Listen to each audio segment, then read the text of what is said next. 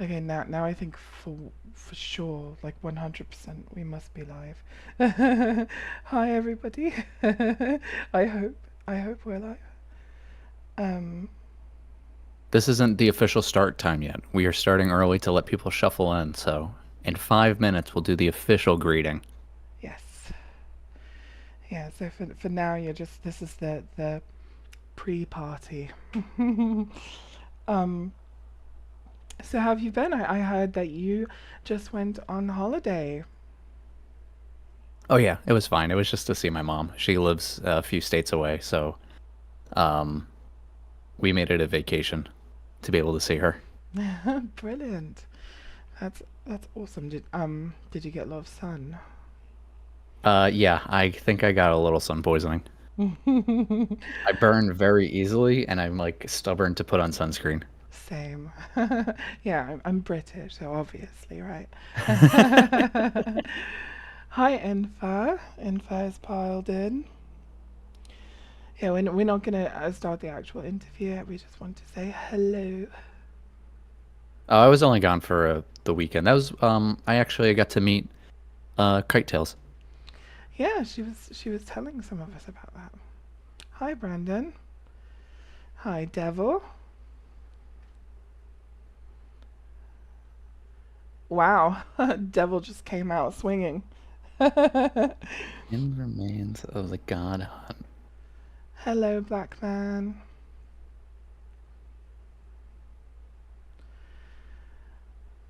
That's fascinating, Devil. Hold on to that one. We can ask Jack what he thinks of it when we get to those questions. I love the little graphic that you have. I love seeing the little guy. Oh, the little guy from your channel. Yeah, so actually, this will be the first non-question introductory thing. So this is that's from a panel from Berserk, and I took a picture from the my my hard copy of the manga to put it just as a placeholder, and then my friend sent me a message, and he said, "I like that you actually took a picture of your actual copy instead of pulling it from offline." And I thought, you know what? I'm not going to change it then because it's kind of like a like an analog, um, something analog and original. Like if you actually look at my page, you can see all of like the dots and kind of like some of the scuffs in the Hmm. pages. Yeah, and that's why I wanted to pull it from yours actually because I could tell that that's what that was. So when I pulled it from yours, if you look at the graphic, you could see very clearly that it's just pulled right off your page. Yeah, so he's I don't remember I don't remember which chapter it is. I don't know. I think they're in the swamp or something. And it's getting all creepy, and I don't remember. I don't remember which chapter it is. I have to do a reread. But I just think he's so funny. Black Man says that's the deadliest creature from Berserk. Yeah, there's just like one panel where they're going through like this swamp or something. Like the world is like changing a little bit, like where they're walking. And there's just one panel where it shows this dude with a big nose. So I think it was just Mira being cute. But I love him.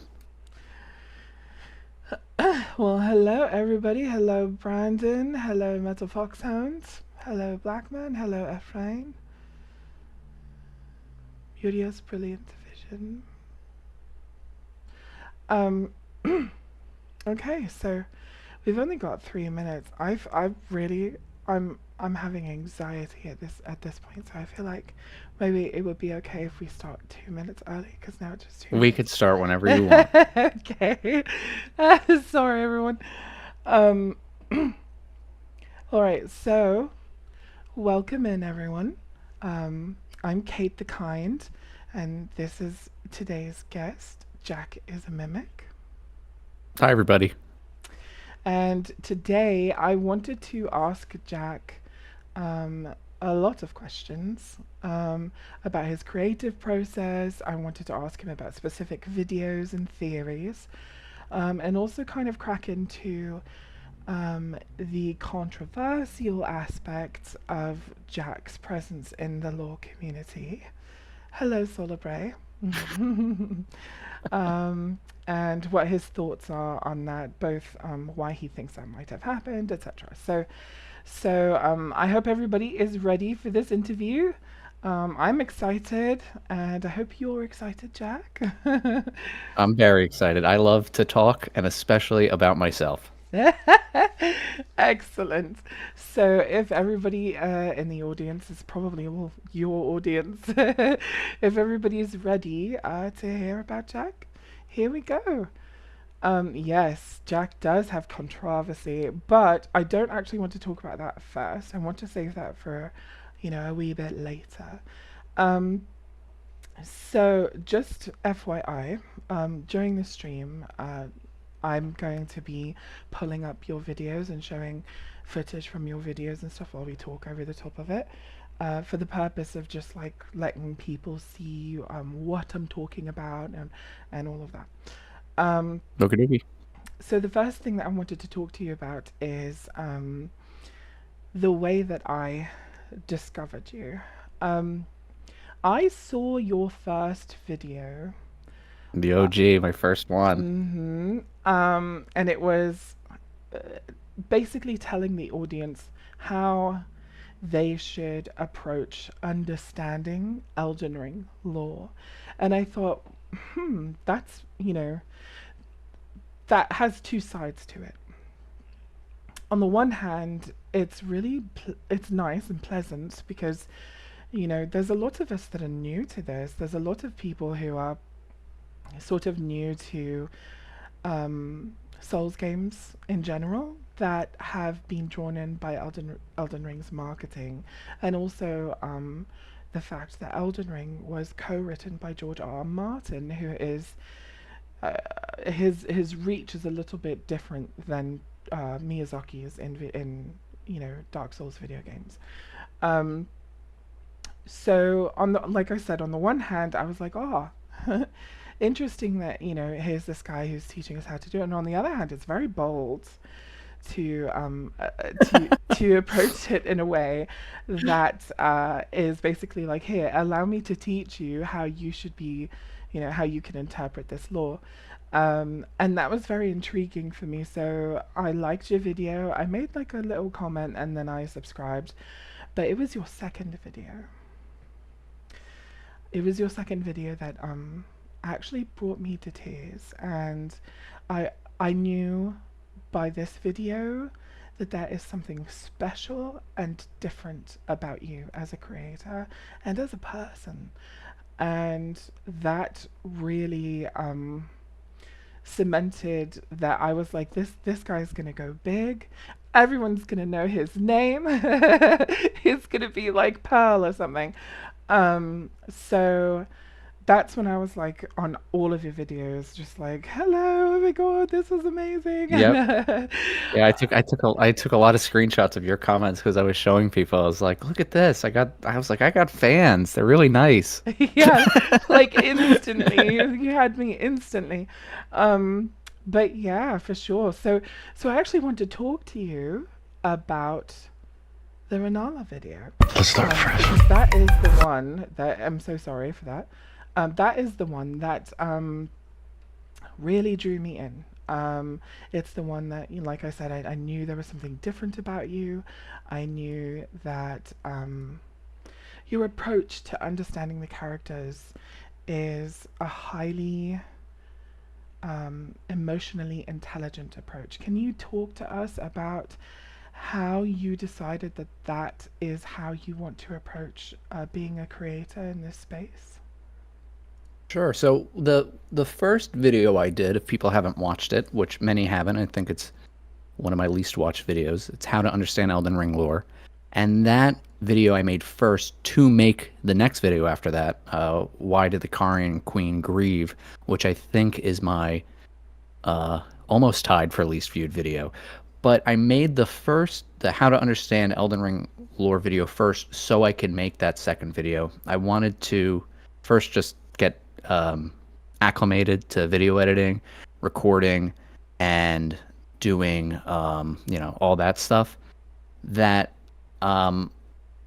the goal was essentially to give a peek into how I'm going to look at the lore in its entirety, and also what I think is the correct way to understand Elden Ring.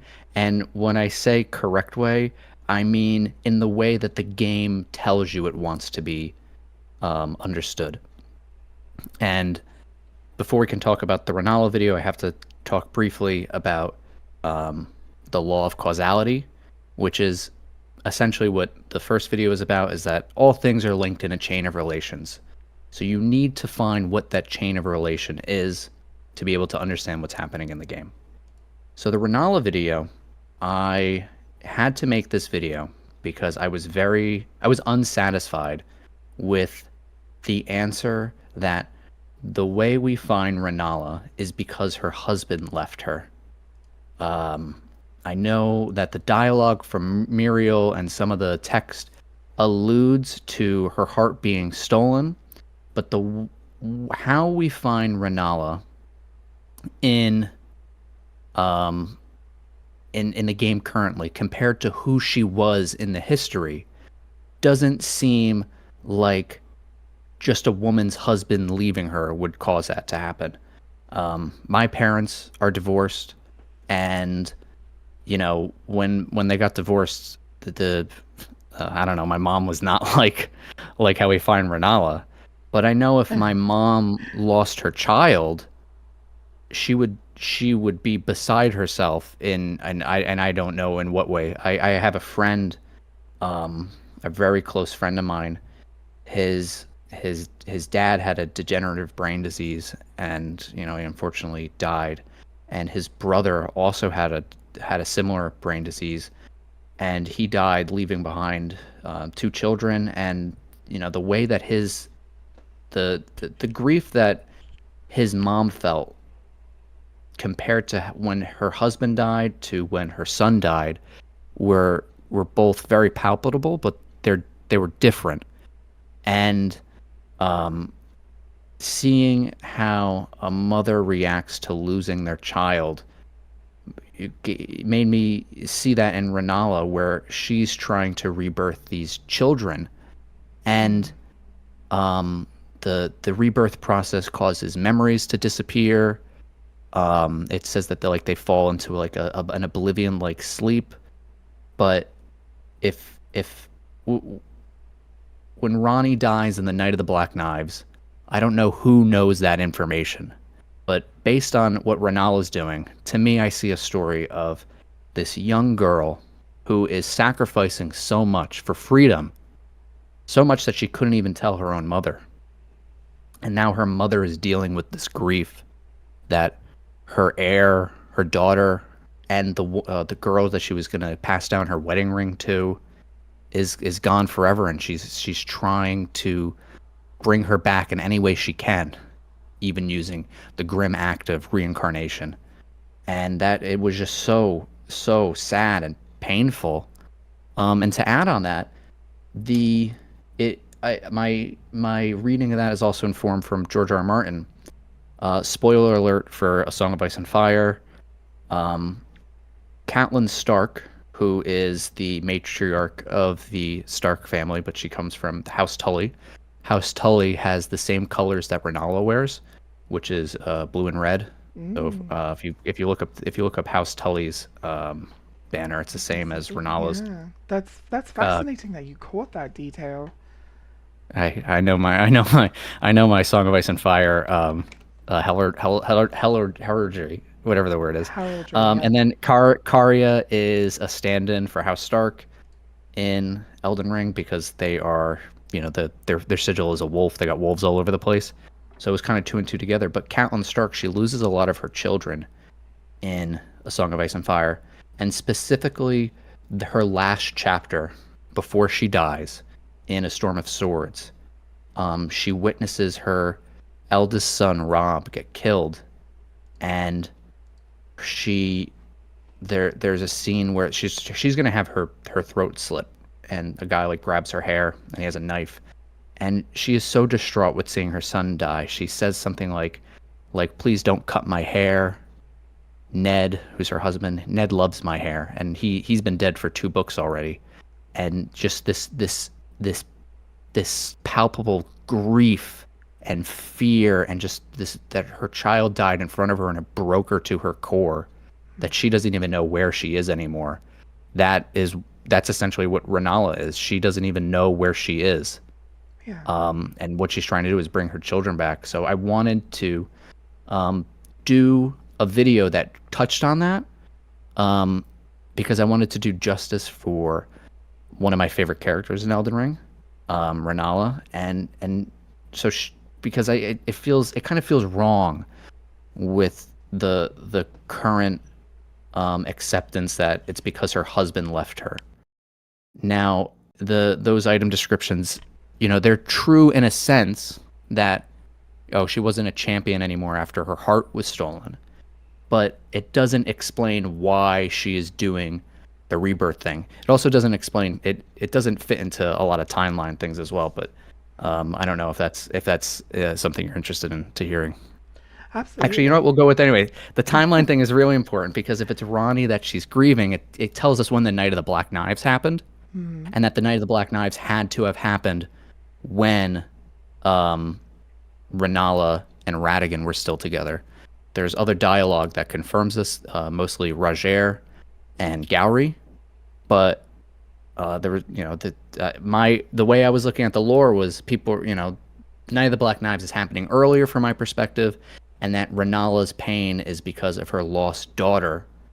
Um, and I tried to make posts on Reddit, and they weren't, I was just getting like badgered and hated on, and like people didn't want to discuss. So I was like, you know what, I'm gonna make a video, because if I make a video, more people will see it than people will read the post, and maybe that will get the ball rolling. So that's kind of the long and short of the Renala video. And speaking of bringing you to tears, there is a part where in the video, I get choked up. I don't know if you can kind of hear it in my audio. I don't know which part. I Yeah. think it's like I chapter know. four, I know chapter five. exactly what part it is. It's where you're talking about the loss of her daughter. Um, Hmm. Yeah, and that like that gets as me you were choked up. describing it, yeah, and just that it hit you in that way, and just the fact that okay, so a lot of people in this circle of law analysis, they are so focused on finding what like finding connecting the dots and finding the clues and piecing things together that they aren't recognizing that these characters that are being written, they're more than just your video game characters. These are characters in a very thorough story who are enduring things like massacres and genocides and their families being killed and their families rising to godhood Hmm. and being in a relationship with someone who is either half god or was part of a god or something like that. That it's there's a lot of emotional palpability to all of these characters and what they're going through. And when people hear Ronnie say, oh, I divested myself of my flesh and burned my flesh so that I wouldn't have to be under control. You have to understand what this means about Ronnie is that she is not only based as fuck, but she's willing she's willing to do the self-immolation to stand by her principles and to not be slave to a system that she doesn't agree with. And that's extraordinary heroism. But it also would be felt by the people around her, namely her mother. And like you were saying, everything you just said, I noticed that the community, their response to you got a lot of pushback for holding that position. Oh yeah, yeah. I got haters on it. So this actually, this I got. It, the I A lot of people are like, well, it couldn't work. There's no way that this could possibly be the case. And the only answer, I said, well, why not? What falls? And the only thing they could point to is just Muriel's dialogue about, well, Renala's heart was stolen, and they knew she wasn't a champion. But that doesn't answer the other questions, like why is she doing rebirth? Who is she doing it for? Well, what does she gain out of it? Um, how does what her children are doing affect her, specifically her daughter? Like, look, the Mm. context clues in a locked chest is a wedding ring. And I put this out in this video. I think I've said this in like multiple videos, but it's a wedding ring to give to her daughter. That's not like made up in Elden Ring. That's like a legitimate thing Yeah. in real life where mothers give their daughters or grandmothers give their daughter or granddaughters, um, their wedding ring for them to use. And that Family just that heirlooms, she those are can't called. do that.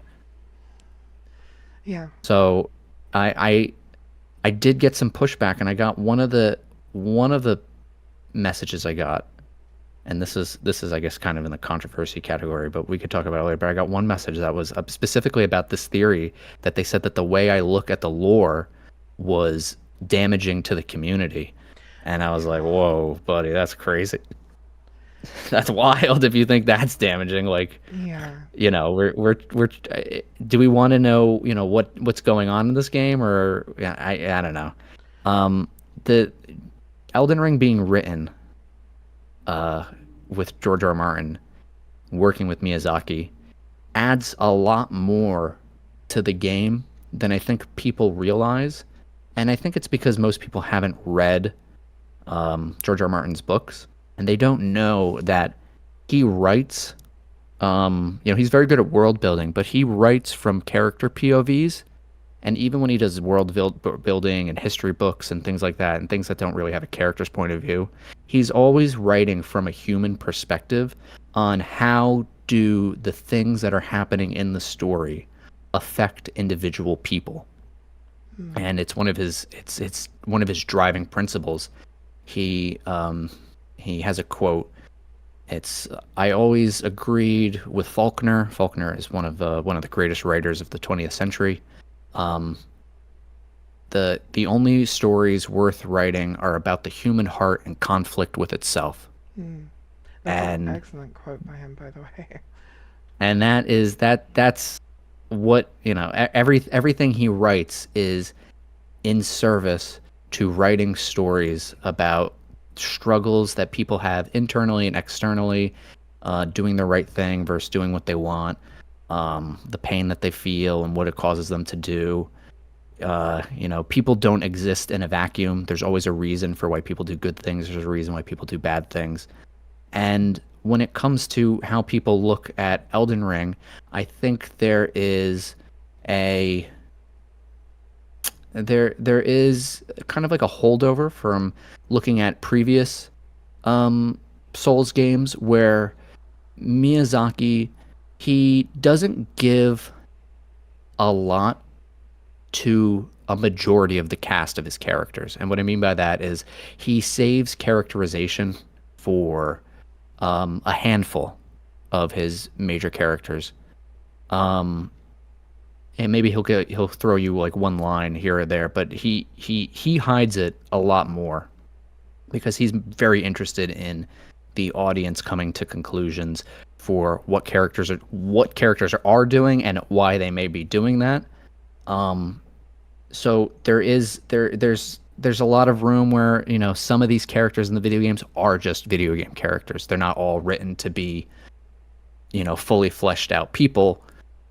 And that's where Martin comes in, where, Miyazaki now has the ability to focus on making a game world around not just maybe 4 or 5 fully fleshed out characters, but over 20. Yeah.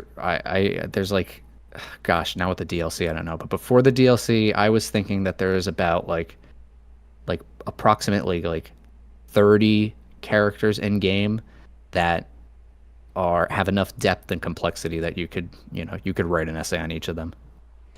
Yeah, absolutely. Um, and what you bring up here about the George's approach to the storytelling and the heart being in conflict with itself, and how that is how, employing that kind of mindset in your interpretation of the law, and you coming to this, more three-dimensional, nuanced perspective on Renala's the reason for her being in the state that she's in. I think it was. uh, okay, hello, I'm a woman. And when when when I first approached this game and saw that Renala was like she was, I had friends, very close friends, who I loved to death, who were like, yeah, Renala just kind of is moping about and la la la. And I was like, why? Why is she like this? Why? Why? Why? And I was told because her husband left her.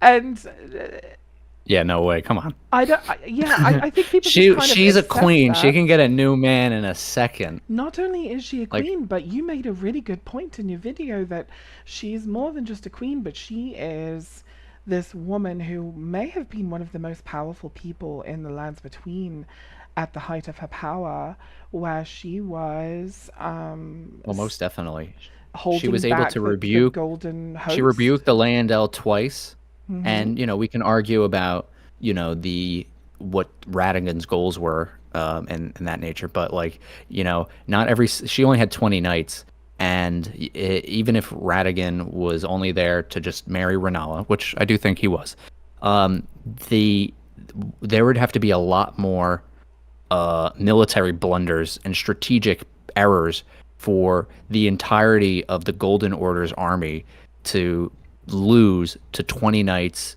and a few sorcerers. Like, you know, Certainly. she, and before that, she was able to bloodlessly take over the academy. The academy was Mandatory. something that Hmm. existed before Renala came down from the mountaintops. She was essentially a nobody coming from the mountains and was able to bewitch the academy. So I she see. was able to put them under her charms via, moon magic. So, Hmm. she is, she gets a remembrance for a reason. And there's also a reason why you can't kill her. Miyazaki also loves her. Hmm. Miyazaki isn't putting a character in the game that you can't harm for no reason. And it's because he likes them. You can't hurt her. You can't hurt Roderica. You can only hurt Raya when she wants you to. So it's very telling on who Miyazaki is playing favorites with his characters, and I think it's um, kind of think it's like a disservice to his craftsmanship if you think he's going to write a character whose biggest downfall is that she lost her husband, and not even just Yeah. like not just like because he left her for another woman. Like, he's Yeah. better than that. And certainly, because there are item descriptions, there's Muriel, there's loads of things that support that, oh, she's this way because Radigan left her. Um, but the nuance is that, that is probably just the cake. I'm sorry, the candle on the cake. It's probably like the butterfly that broke the camel's back type thing. Yeah, yeah, yeah, yeah. Um, That but there was certainly a load there beforehand, and yeah, I don't think that these things need to be mutually exclusive. So for the people in the community who first of all think that it's harmful to the community, uh, can I just say that gatekeeping is harmful to the community? um, uh, that's my opinion, but I certainly don't think that fresh new ideas and nuance and having a different perspective that asks of the players and the adventurers to look beyond item descriptions and to cause and effect, causality, and characters being whole people and, in relationships with people, including their children. And I think one of the main themes in this game is birth and, whether or not a woman can do it, whether or not multiple women can do it. And if you are anything like Kite and I, there's a question as to whether or not this person is this person's daughter or that person's daughter. And there are some theories that I've seen recently who say that Rani's a bastard and someone else's daughter and all kinds of stuff. So um, I don't think that that person, even though I don't agree with them, I don't think them putting forth this theory is harmful to the community. And I just No. wanted to make sure that we're like, I don't know. I just wanted to address this in the interview because I just think it's so absurd. And just because someone disagrees with you about that, and does think it's just what the item descriptions say it is, it doesn't mean that your approach to the law is harmful. And to counter what they said, I want to do this publicly and tell you that you are the exact opposite of harmful to this community. And me being Oh, thank you. absolutely, just me being a person in the community, um, you have done nothing but enrich the community with your perspectives and the art that you make. And that brings me to the next question, um, in regards to the art that you make. The next video that you made that really was unprecedented. I'd never seen anything like it. I've seen things kind of sort of like it, like um, in this way or that way, but I've never seen anything truly like it. And it was your Black Swordsman video. Hell yeah. Um, I finally surpassed an envy. I finally made a video that's done better than this one. it was it was incredible. I had never seen anything like it, and this is the video that I think made you blow up, isn't it? Yeah, that was the one that like that one, and then my oh, so this is an actually this is the cut chapter for the Black Swordsman. Yeah, I That switched one. to the regular Yeah. one. Yeah. That one and then my Mikkel is not Griffith were like two right back to back that were pulling them in. So yeah, this video, if you guys haven't watched it, which maybe you have, but you should because this is part one of a series.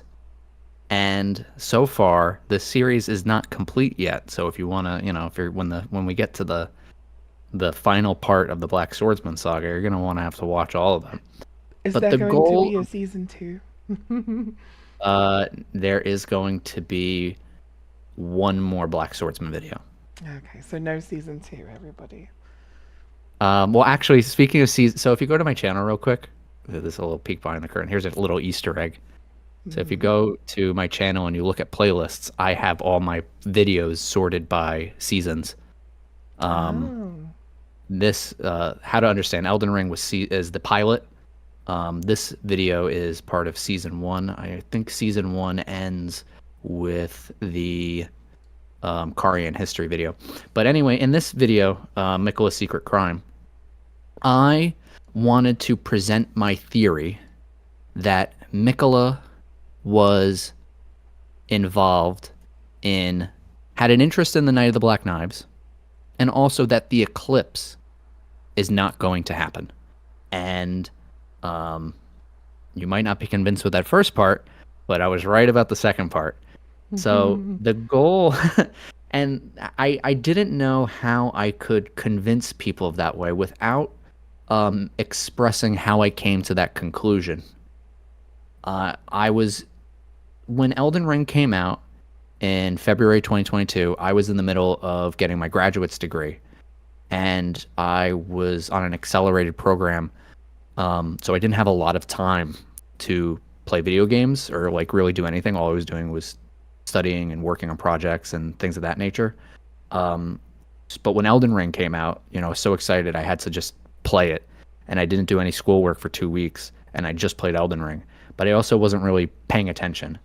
Um, so I kind of just like blitzed through it, and then I came back to it in 2023, in like the summer, and I was just playing the game and like listening to like lore videos like while I was playing, and none of them, I was taking them for what they were. But while I was playing, I was catching things that I was like, well, I'm not hearing anyone say these things. How am I going to convince people that I came to this conclusion? And so what I wanted to do was kind of make the thought process and that journey entertaining. So I, made up a character by taking Guts from Berserk, the Black Swordsman, and putting him into Elden Ring. He's not really Guts, the Black Swordsman. He's only mimicking Guts the Black Swordsman. So that kind of was on brand. And I wanted it to be that tarnished character um, coming to this conclusion. So the framing of the video is it starts in Castle Sol, and he discovers the Halig Tree Medallion, and then he discovers the Eclipse Hotel. And the Eclipse Hotel has can do Deathblight on it. And I added like if I made it like this is like unnerving. Why would Mikola have people in this castle? There's also Albinorix being tortured here at Castle Sol, Yeah. and I was thinking like there's something like weird going on there. Why is he doing like what is his interest? So I did it in pieces of building up to the conclusion that Mikola was not interested in Godwin dying a true death, but his goal was the essentially the creation of Deathroot. And I didn't know how I could get to that point without making a storyline. And the framing is that the Black Swordsman is thinking back on his journeys and he's reading his notes and he's piecing this all together. And then by the end of the video, he, I lead into the sequel by he finds the Bewitching Branch recipe. Kind of out of order. I say that he gets it in Halig Tree, but you only get it when you meet when you go to Mogwin. So there's a little continuity error there. But it was the goal to be like, well, if Mikola was able to manipulate a big event like the Night of the Black Knives, could he have been manipulating the Tarnish too? So that was kind of the big thing there because the Night of the Black Knives is one of, it's the catalyst for a lot of things that happen in Elden Ring. And it's mainly it's the creation of Deathroot that kind of just throws everything up in the air. And I was trying to decide who would be who would gain the most from Deathroot coming about. Timeline wise, it might not make sense based on Ronnie dying in the Night of Black Knives, and Radigan is supposed to still be with Renala. So Mikola wouldn't have been born yet. But that's for a future video, and I can't give that away yet. But trust me, it does. I will make it make sense to you. So yeah, the Black Swordsman series is it's a big role play of the character coming to inventing these theories. It's not supposed to be me behind the computer playing the game, but if you were to put your character into this world, how would they come to the conclusion? Like when they get this information, what would they think? And doing that type of role play really helped me get into the headspace of making some of my theories. And it's still very useful to this day. I don't make many. I haven't made a Black Swordsman video, and I'm not like writing one right now. But that's kind of how I like to think about the game. And I kind of think that with Shadow of the Erdtree coming out, one of the greatest additions that they added is the recent items tab. I feel like people who come into the game now who maybe haven't played any of Miyazaki's games before, and they just play the game regularly and they're not watching videos online, and they're just picking up an item, opening the recent item tab, and then reading it, and then just continue playing, not taking any notes, nothing like that, just playing casually. I think they are going to have a much easier time understanding the game and coming to more accurate conclusions than most of us, because how easy it is now to be able to take in that information with just the recent items tabs. You don't have to like find it in your inventory. Yeah. And like like I don't even know the name of it. Like I don't know what the hell did I just pick up. Well, now I got to search through everything. It's just right there. Yeah. And so I think there's going to be a lot of more Black Swordsmen out there, and they're not just going to be they're not just me. There's going to be more Black Swordsmen out there when they play the game after Shadow of the Erdtree. Yeah. So I gave you a lot. I don't know where you want to jump from there. No. It was the Black Swordsman series was a really brilliant way of approaching your lore storytelling. And what was so incredible about it to me from a viewer perspective was that it must have, if this was not scripted, which I believe it was, Yeah, it's um scripted. it must have it must have been like a colossal script. It must have just been absolutely massive. And just the getting those two things to flow well together, and then editing it, and just it's I could tell you how the absolutely script is written. brilliant. It's actually really easy. Go for it, yeah. So the secret to the Black Swordsman videos, and it was for a lot of my videos before I started changing how I did my editing, is I would just take all of the items that I thought were interesting or relevant, and then I would put them in order in my notes app for how the information should be strung along to come to the conclusion. And then I would take out lines from the dialogue, and you could see I put sources on the screen. I Mm. take out lines from the descriptions and I put those into my script. So they're Wow. essentially, I'm going to be talking about this in a future video. I can bring it up now. So, George R. R. Martin, his writing style is called gardening. He doesn't he doesn't do outlines. He he has a begin. He knows what the beginning is, and he knows where his end point is. He knows what he wants to get to the end, but he doesn't know how he's going to get there. So he does these things where he plants seeds, and he waters them like a gardener. And these seeds are storylines, they're ideas, maybe they're conspiracies, and he just lets the writing take him. There's a reason why Winds of Winter is taking so long to finish, and it's because of this gardening technique.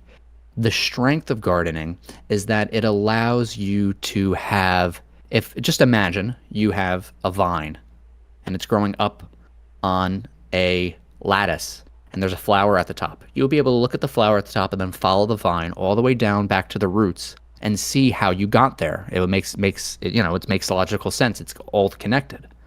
And that's how he does his writing. He wants you to be able to get to the end, see the flower at the top, and follow all the way down backwards to get to those roots. I mentioned the lattice, and I'll be talking about this in my video about Radigan, but Radigan solves a big writing problem that George R. R. Martin had, and they show it based on his lattice in game. Mm. His lattice is on his Elden Rune, it's on the Thorns in the Erd Tree, it's on the Raya Lucaria, Mm-hmm. because Life Seal. when you're gardening, a lattice allows you to give support to the plants that you're trying to grow, vines or whatever. It gives them structure, so you don't they can survive, and that's what the item descriptions were doing for my scripts. I have the Black Swordsman Saga Part 2 is over 3 hours long, and it didn't take me very long to write it because I had essentially my own lattice. I was gardening through the item descriptions. I knew which item descriptions I wanted to talk about and which order I wanted to talk about them. So I just had to string dialogue and descriptive text in between those item descriptions. So I was able to Mm. plant my seed and then garden them through the items that I wanted. And that's I was mimicking George R. R. Martin's writing style to make my own art. And you do that kind of in multiple ways. You have done a really good job of kind of emulating the people that inspired you, which is in itself very inspiring for your audience. Like I said, the sheer immersion, and I know that a lot of people were using that word in your comment section for the Black Swordsman videos in particular. The immersive storytelling was incredible. It was really really well done. And to this day, I don't think anybody has really tried to copy you. Anybody that I've seen anyway. So it's definitely something that is very uniquely you, and looks like it was a colossal amount of work. But It was, but I think I could do another one faster and maybe better. I don't know if I could do one that could get as many views as this one did. I think what really pulled people in is because of the eclipse talk. mm. Um, Well, I think but also there's a and maybe the length market. too. Yeah, that's what I was going to say. There's a market for people watching videos that are immersive that are that long because people are at work or they're driving or they're doing things where they can't be at the computer themselves. And they want to listen to a story, but they don't want to get into like a book or they can't watch a film or something like that. And So, especially for Elden Ring too, because Elden Ring is a world that people want to be immersed in, but there is a barrier where um, the game, it you have all these characters, a lot of moving parts, there's all these different characters, there's all these different mechanics, there's different eras, and it wants you to figure it out. But, a lot of people just want to hear a story of, what did the Karian royal house look like before the shattering? How do we get to A to B? Seamlessly without me having to read, item descriptions that one item that I found 10 hours in the game and 1 hour I found 40 hours in the game. I want to be able to watch Elden Ring season 1, 2, and 3. yeah. Yeah. Well, I mean, like I said, you did that brilliantly, and Oh, I think your wait, audience Solar really Bray says, appreciated that. um, said ironic, the mimic ends up being quite unique. Uh, that is that's one of Elden Ring's major themes. The Lost Ash of War has a quote that says, "Thus does the copy pass into genuine article." And um, it's kind of one of the things I try to do with my videos. I copy, another inspiration for Black Swordsman is Vadi Vidya's Prepare to Cry series, Mm. specifically his Age of Stars video. I really liked. I liked how it was cinematic and it tried to tell a story, and I wanted to do that as well. So, thus does the copy become genuine article.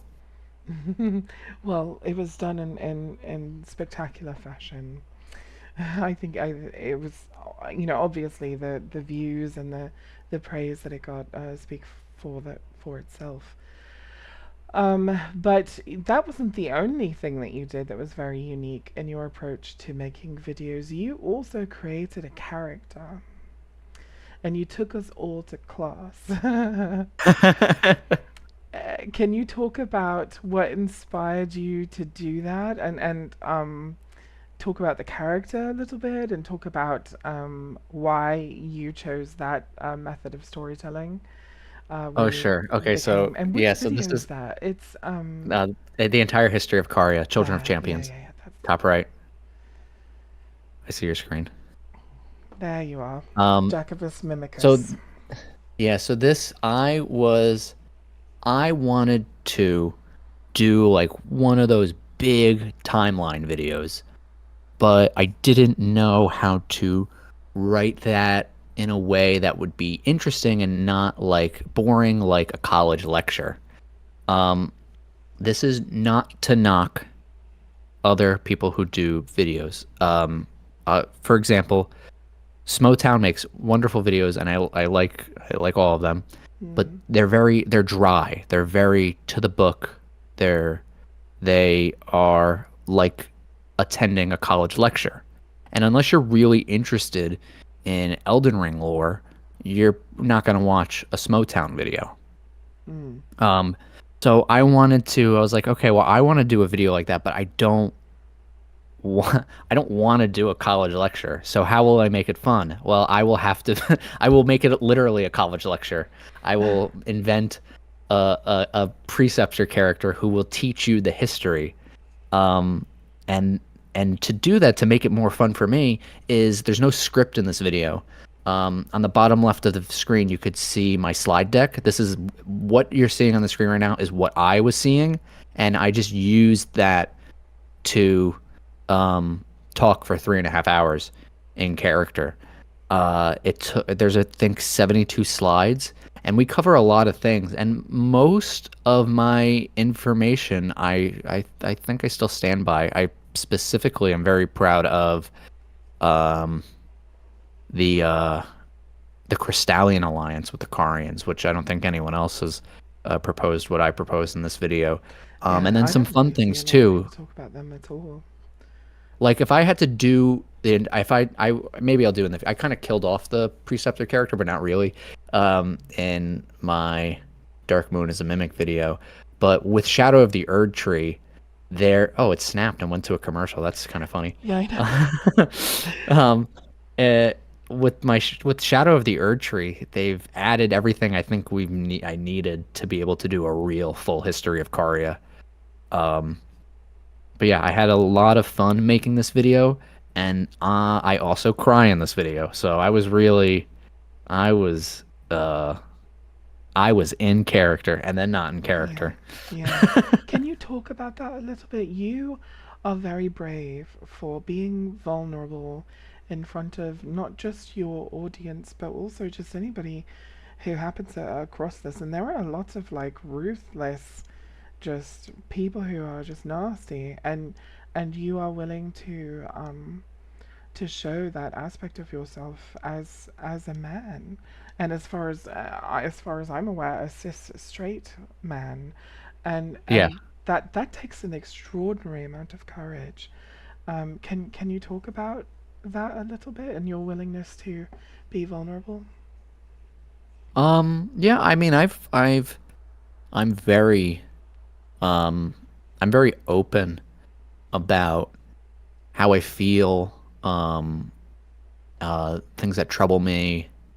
Um, I mostly use, I guess my therapist would say comedy to to deflect and things like that. But I do I've talked very openly, and I've always have talked very openly about um kind of how I've felt. Um, and then very recently, I decided that I wanted to kind of, I don't know if it's to say more, but I wanted to kind of be more, to be honest.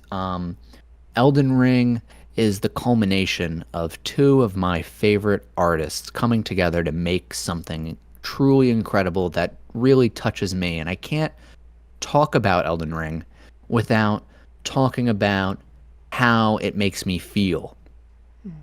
And it gives me a wide array of emotions, and some of those are sadness.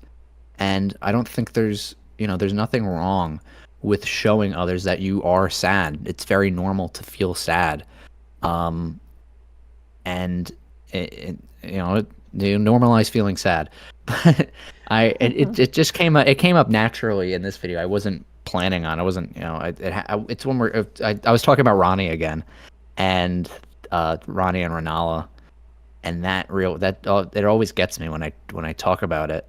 And I just, just how I was feeling, and when it just happened that way. Um, and I'm not, I guess, I'm very secure in my masculinity. I'm very secure in my, being a tough guy. I don't, I can, if I cry and somebody's gonna make fun of me for it, like, okay, so what? I mean, I'm not trying to flex on everybody here, but I run multiple marathons. I lift weights. I got muscles, and I have a master's degree. There's nothing you could say to me that's gonna make me feel inadequate. If you're gonna say like, "Oh, you're a baby for crying at a video game," well, I don't know. Do you have like a PhD and you do ultra marathons? If not, I guess maybe you should cry more, and then you can you could do what I do. So just it's okay to to be sad, and it's okay to be happy for these things and feel joy for these things, and showing passion for fictional characters and fictional worlds, because although these things aren't real, um, they're supposed to represent real things. There are no giant space that we know of. There are no giant space bugs that live inside of the trees that are causing us to go to war with each other. That we know Um, of, that we depending know on who of. you ask. But people in this world still, there's still mothers who lose their children. There are still wars. There are all these terrible things, and people experience them. And art is a way for us to be able to experience those things with people. Mm. When an author is writing about the hardship of a fantasy character, you're and you feel something for that. That you're supposed to be. It's evoking the feeling that you had if they were real. And I think, one of the things that might be lost for Maybe Elden Ring because it's a little obtuse to try and get that characterization from people, but maybe it's art in general. I don't know. That, the way that these pieces of art make us feel um, should inform us how we should feel about people in the world and then how we should treat others. And I'm not concerned with, showing how much I love a piece of art and, putting out for an audience because I know other people feel that way too. So I'm not alone in it. Yeah, certainly. Nobody's ever alone. And I'm glad that the reason why I wanted you to talk about it a little bit is because I think a lot of men, Also, no, I'm not single. I'm married. yeah, he's married to a beautiful and incredible woman who is also a nurse. Yeah, she is. um, and nurses are the best. That's right. Says I, who is a nurse. So anyway, um, um, no, what I was saying is, the reason why I wanted you to talk about that a little bit is because I found that, you know, as a person on the left, and there's loads of people on the left in this space, especially in my audience, I have found that men have very few figures on the left or in pop culture or in gaming spheres or in Elden Ring, etc., that they can look up to as like a masculine figure who is a role model. And I think being your friend for how long I've been your friend and also an admirer of the art that you create and someone that you've kind of let have a glimpse at who you are a little bit, I think that you are a really good role model for men, and I think for straight cis men. And I think that's really important for men like you to be brave about their feelings. And so, while yes, there are some people in the audience who, when they were listening to you say that, were like, "Oh God, is he single?" That should mean something to you, other straight guys out there who maybe are like really young and want to know like what kind of man they should be when they grow up. It's this. It's not Andrew Tate. It's this. You I'll want tell to you be this: well Andrew Tate doesn't know educated. anything about Elden Ring lore, so Nothing. you Zilch. know he doesn't. He has no idea. He has no Yeah. idea who Radigan is. No, he doesn't. And he certainly doesn't think that Renala's crying because her daughter No. died. He 100% would believe that it's because Radigan left her. But, Yeah, exactly. Yeah, he would say Radigan is a based alpha male who yeah. is just he is just combing the scene for all the different queens, and he's trying to plant his Erd tree seed wherever he can go, as all men should, and he doesn't care about nobody. But yeah, I just wanted to touch on this for a moment because there are young people who will be getting into games like this, and there are young men who, do get pulled into uh, these circles of men who are very misogynistic or who would look at Marika and then see Marika and Daenerys and then even Mikola and all these femme people who are wielding incredible power and fucking everything up. But then somehow Godfrey is wielding incredible power and he's perfectly Yeah, so fine. Everybody loves that's him. actually that's something that's very funny because Miyazaki writes his stories the opposite way, um, all the way back to Demon Souls. They are very female empowering, Hmm. um, and femme presenting, empowering stories. Um, I know you haven't played Dark Souls, have you? I have not, but somebody in the audience, Solibray, is going through like a Dark Souls playthrough and has been introducing me to that stuff. Okay, so I just quick spoiler alert for Dark Souls. Um, Dark Souls has a lot of, I mean, Elden Ring has a lot of Dark Souls DNA and a lot of its motifs and its stories. In Shadow of the Erdtree, we learn about Mesmer, who is Marika's son, who's got snakes in him, and he is hidden away. Mm, In Dark Souls, you can find a hidden boss, which is Gwyn, the masculine patriarch, the god of the sun, who hid away his one of his sons who has snakes for legs, who was born under the sign of the moon and raised as a woman because, darkness and night and all that stuff is heretical for his age of fire and sunlight and whatever. Oh. And uh, Gwendolyn, his femme-raised son, is a very sympathetic and sad character who is, not supposed to be seen as this terrible villain, but a victim to a patriarchal society that kind of scorn and above Gwendolyn is an aberration of his sister, who is a very uh, busty maternal giantess, and there's this um, duality going all the way back to Dark Souls of what type of femininity is good and what type of femininity is bad. And Miyazaki is specifically making a critique and an analysis on how patriarchal societies view femininity when Mm. its femininity is for a beautiful young woman with giant breasts who is supposed to also be your mom, that's okay. But if femininity is for a man or someone who's trans or just someone who, just doesn't fit into a gender duality, well then we have to hide them away. And we also have to convince them that how they are is wrong and that they should also reinforce that patriarchy. Gwendolyn is someone who is still doing the bidding of his father and trying to perpetuate this violent system. Due in no small part to how he was treated, and that is the type of analysis that and writing that Miyazaki has been doing for well over a decade. Yet we still have people who will come into Elden Ring, people who have played Dark Souls, and those things kind of like go over their head. And Marika's evil because women in power can never be good. And Renala is a potato because her husband left her.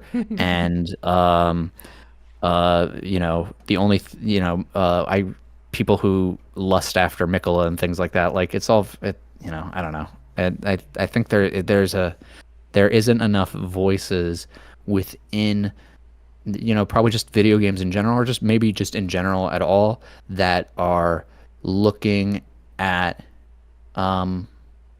art, or at least having their voices be heard about art from a feminist perspective and a feminine perspective and a female perspective, but especially video games. I think that's Yeah. and especially in the like the Souls kind of community, that's the I think the get good mentality kind of has like turned a lot of maybe women off from playing these games, but It Elden Ring does. has brought a lot of people in um, because of how, I mean, there's a mirror. I don't know. I don't know. You can literally change your gender like immediately in Elden Ring. So I don't know. They should kind of tell people like, this game's for everybody.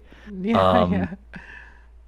so yeah, these themes of of female empowerment and a feminine struggle are constant in Miyazaki's work. Even in Demon Souls 2, if you guys remember, what's her name? Gosh, the witch. Um, I I'm know who you're forgetting her name. talking about, but I don't know her name. But I know who Yeah, you're she's talking about supposed to because I be. remember you talking about. She's supposed to be Shriek from Berserk, but I don't remember. And the Maiden in Black too. Like I don't know, all the women in Demon Souls evoke that as well. Maiden Astraea still as well. Like one of my favorite characters in any of his games. Um, so yeah, maybe it's just people who don't know, people who don't want to know, confirmation bias, all that. Yeah, absolutely. Well, I thank you for that recognition and for, I don't know, being a man who Yuria, that's it. It was Yuria. yeah, Uriah. Yes. And in fact somebody was talking to me a lot about Uriah recently. But So that's, but I just forgot their name because when I hear Yuria as a nurse, my mind goes somewhere completely different. But anyway, Okay. um, but no, I just wanted to take this opportunity to thank you for being very inclusive because as a straight cis white man in a straight cis white male sort of uh, moneyed enclave, um, this that inclusivity and that willingness to not only accept others but see the nuance in characters who are represented, in femme ways and in gender non-binary ways, etc. Is very it's lovely is what it is. It's lovely because most of the time the people that are accepting are people who are themselves either female, femme, or somewhere in the LGBTQ realm. So to Right. have straight allies that are inclusive in a situation like you are is really really wonderful. And I know that there are a So lot of other people in the community that feel the when I was same. in high school, I was I mean, I say people attempted to bully me because I didn't, I fought back. But I know what it's like to um, be ostracized and mistreated for, things you can't control. Even though I come from a, a privileged class of people based on my sexuality, gender, and skin color, it's only right to treat others with the respect that all people deserve. And when you have the opportunity, protect others who can't protect themselves, and be an advocate for them. When I did your video for your theory, I made a very conscious decision when talking about Mikola to use they them pronouns for the Uh-huh. majority of the time. I think I only used he him when reading an item description or when I was recounting dialogue referring directly to Mikola that used he. But I wanted to make sure that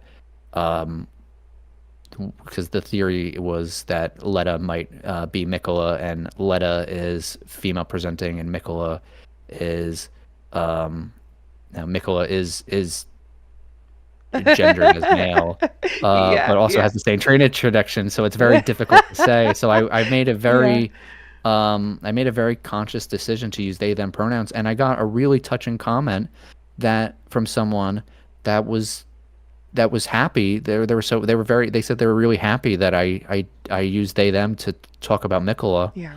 and they felt very validated because of that. Hmm. And that made me feel good that I was able to, with like, it was like an 8-minute video, to be able to just make a silly 8-minute video talking about a fictional character, and then for someone to feel that who they are is valid and what they feel is valid. And, it's a very powerful thing to do. It But I is. also I do get haters. Of I do get course. some weird comments just because I have like he, him in my, uh, like I Yeah. have my pronouns listed, and it's Yeah. like they're like, oh, he has pronouns, and it's like, bro, you don't have pronouns. How do people talk to you? What are you just Yeah. like, you don't exist? Like, Well, and you the don't know how funny bit words is work? the funny bit is in addition to everything you said being fundamentally just correct. Also, basically, Mikola, at the time that we are all speaking about Mikola, is truly 100% factually they them because Mikola is both Mikola who uses pronouns he him at least in the game, and Centrina is she her. So if Mikola and Centrina are the same person, they are literally they them. Yeah, they them. So They're multiple people. yeah. And So then even further to like Mikola has to throw Saint Trina down into a well. He has to throw away the feminine parts of himself so he can ascend power, like, and I don't know where. A lot of the people who talk about Mikkel are like, oh, he threw away his love. He's a bad guy. And it's like, well, maybe the systems of power that don't allow femininity to maintain power, maybe that's the problem. Maybe it's not that I he did love it, that but approach, but because he had to do it. yeah, I do love that approach, but I actually have a theory about this. I'm going to make a video about it. I did a stream about it called An Act of Selflessness. And just to sum it up really quick for you in particular, um, I think the reason why Mikola cast Centrina down is not to be cruel to her or anything like that. I think what he was doing is okay. So if she represents vacillation and doubt, and she was saying all along, "Don't do this because you'll be a prisoner." Godhood is a prison. Yeah, don't make her a prisoner. Exactly. He's doing it Yeah. because he does not want her to. Okay, so if she doesn't want this so badly, if all these horrible things would come of it, I'm still willing to make the sacrifice. But this is a sacrifice of myself. I don't want to do this to her. So not only does he put her somewhere safe and quiet and far away, but he also does that somewhere where there is putrescence of their ancestors, that she, a plant person, a saint, can grow strong on and become independent by herself. So, That's yeah, a fun rating. I really like that. yeah, I'm gonna make a Can I you video. can I don't think you can argue against it. Yeah, it's super, Mikola super is strong. kind after all. He is very kind. It was a very kind deed indeed. And there's loads of I people in would the go a step chat. further.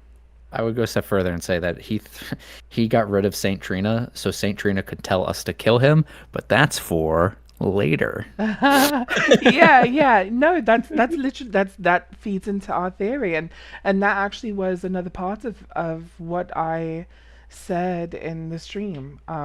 It fed into that theory that we co-authored, which is so much fun, by the way. I have to tell you, co-authoring theories with you and Kite Tales, it feels so like such a privilege. I feel so privileged to know you both and to be friends with you both, but to also have both of you be so just including me and stuff, and it's just been incredible. It's been enriching. I feel so. Lucky isn't the right word, but it's something in that realm. It's wonderful. So I just want to thank you for that because it's enriched my life and Oh, well, I it's want to thank you too because I never thought I would have the um the ability or the privilege to be able to share how I feel about, a piece of art that's touched me, to be listened to be heard, and to have what I say be regarded or respected in a way that others would seek out my opinion or insight on it and want to work with me. And, that's when I was making Reddit posts, all I wanted was I'm not, I wasn't trying to convince people I was right. I would like for them to believe I was right, but I wanted to discuss what, like, you don't have to agree with everything I say, but like maybe I said something in here that's right instead of, and then let's follow that thread. Let's see if we can figure something out together. Let's have a discussion. But on Reddit, people just want to tell you why they're right and you're wrong, as yeah. opposed to let's go on this 1,000-year journey together and see where it ends up. Um, so I'm very fortunate and very privileged to have been able to not only have people hear what I have to say, but also want to engage in a conversation. And it's one of the core tenets for Miyazaki's games. There's a reason why you can leave messages and summon people for help. Ah. Cooperation is very important.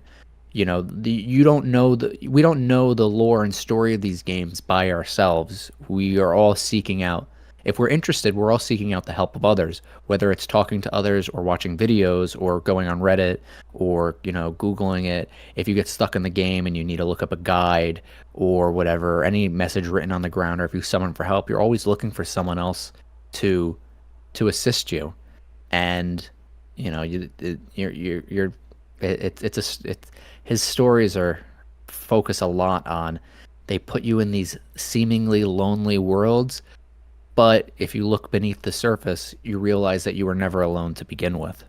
All you have to do is reach out and there'll be someone there. Yeah. That's that's that's just incredible that we kind of are mimicking these principles that are represented to us in the game as a community. Yeah, that's all mimics. That's why it's what the name of the game. Which is brilliant, by the way. It's brilliant how you put all of this stuff together. Oh, and about the Leda theory. Do you, do you know it's still quite possible that Leda is an aspect of Mikola that he divested himself of, and Right. it's I had someone explaining that recently to me. I'm just going to step away for just a moment, explain it briefly. I will hear you, but I'm not going to give you any input. I'll be right back. okay. Yeah. So when I was first putting this theory forth, it really was because look at her. You know, she's wearing this incredible armor that's super meticulously designed. She's wearing, you know, the Mikola needle cloak and everything. And look at her hair, look at her eyes, look at her sword. All of this stuff made me think that, you know, that's not just anybody who's going to have this gear, this drip. But excuse me, but also um, just the way she looks. And so I just thought before the DLC came out, like, gosh, that this really could actually be Mikola pretending to guide us the whole way as someone else, but really it's Mikola guiding us the whole way in a much more direct manner than he was in the base game. And I've long had a theory that the Mikola was guiding us in the base game because you know, we get this torrent whistle that's crafted beautifully by, you know, what looks like the same type of person who would have crafted an unalloyed gold needle, etc. And then they're talking about Mikola's former master, and then we see, not Mikola's, I'm sorry, Torrent's former Torrance master, Farmer Master. and we see Mikola riding Torrent and stuff like that. So all of that kind of links in together. So that's why I thought before the DLC, but after the DLC, um, I was talking about this in stream recently too.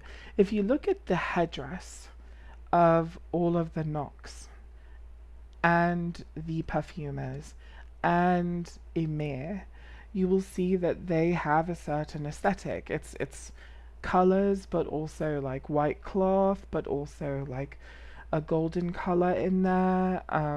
The gold is also embroidered on the cloaks, and the cloaks of white. La la la la la.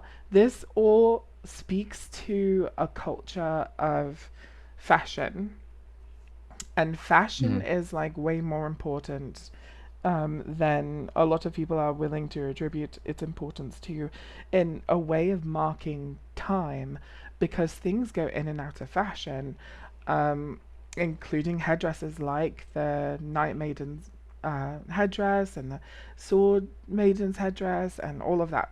So I actually realized those headdresses go really well with Leda's outfit. And then I realized, do you know what else? Leda looks Newman. Leda is Newman. She behaves like a Newman. She's a female warrior who dresses like a Newman in the same colors as a Newman, the Yeah, brown, walks like a duck, gold, talks like a duck. white. Exactly. So she must be The only thing she, Newman. the only thing she, the only thing she's missing is the dodge dash that the Nox do. Do the Yeah, Nox do it? the The the side the, step thing. the Rolana does it, Melania does it, and the Black Knights do it. Melina does it. I don't. Do the Nox do it? I think the Nox do it. They do it. Yeah, they do it. They She's do just that missing that. weird side dash thing. Yeah, that's the only thing she's missing. But also like Yolan and Anna are shaman, so then they Oh aren't yeah, yeah, human. yes, And they yes. don't do the sidestep either. At least I don't think they do. No, they Um, don't because they use the tarnished model, and the tarnished model doesn't yeah. have that animation. And so I really think that they're all human.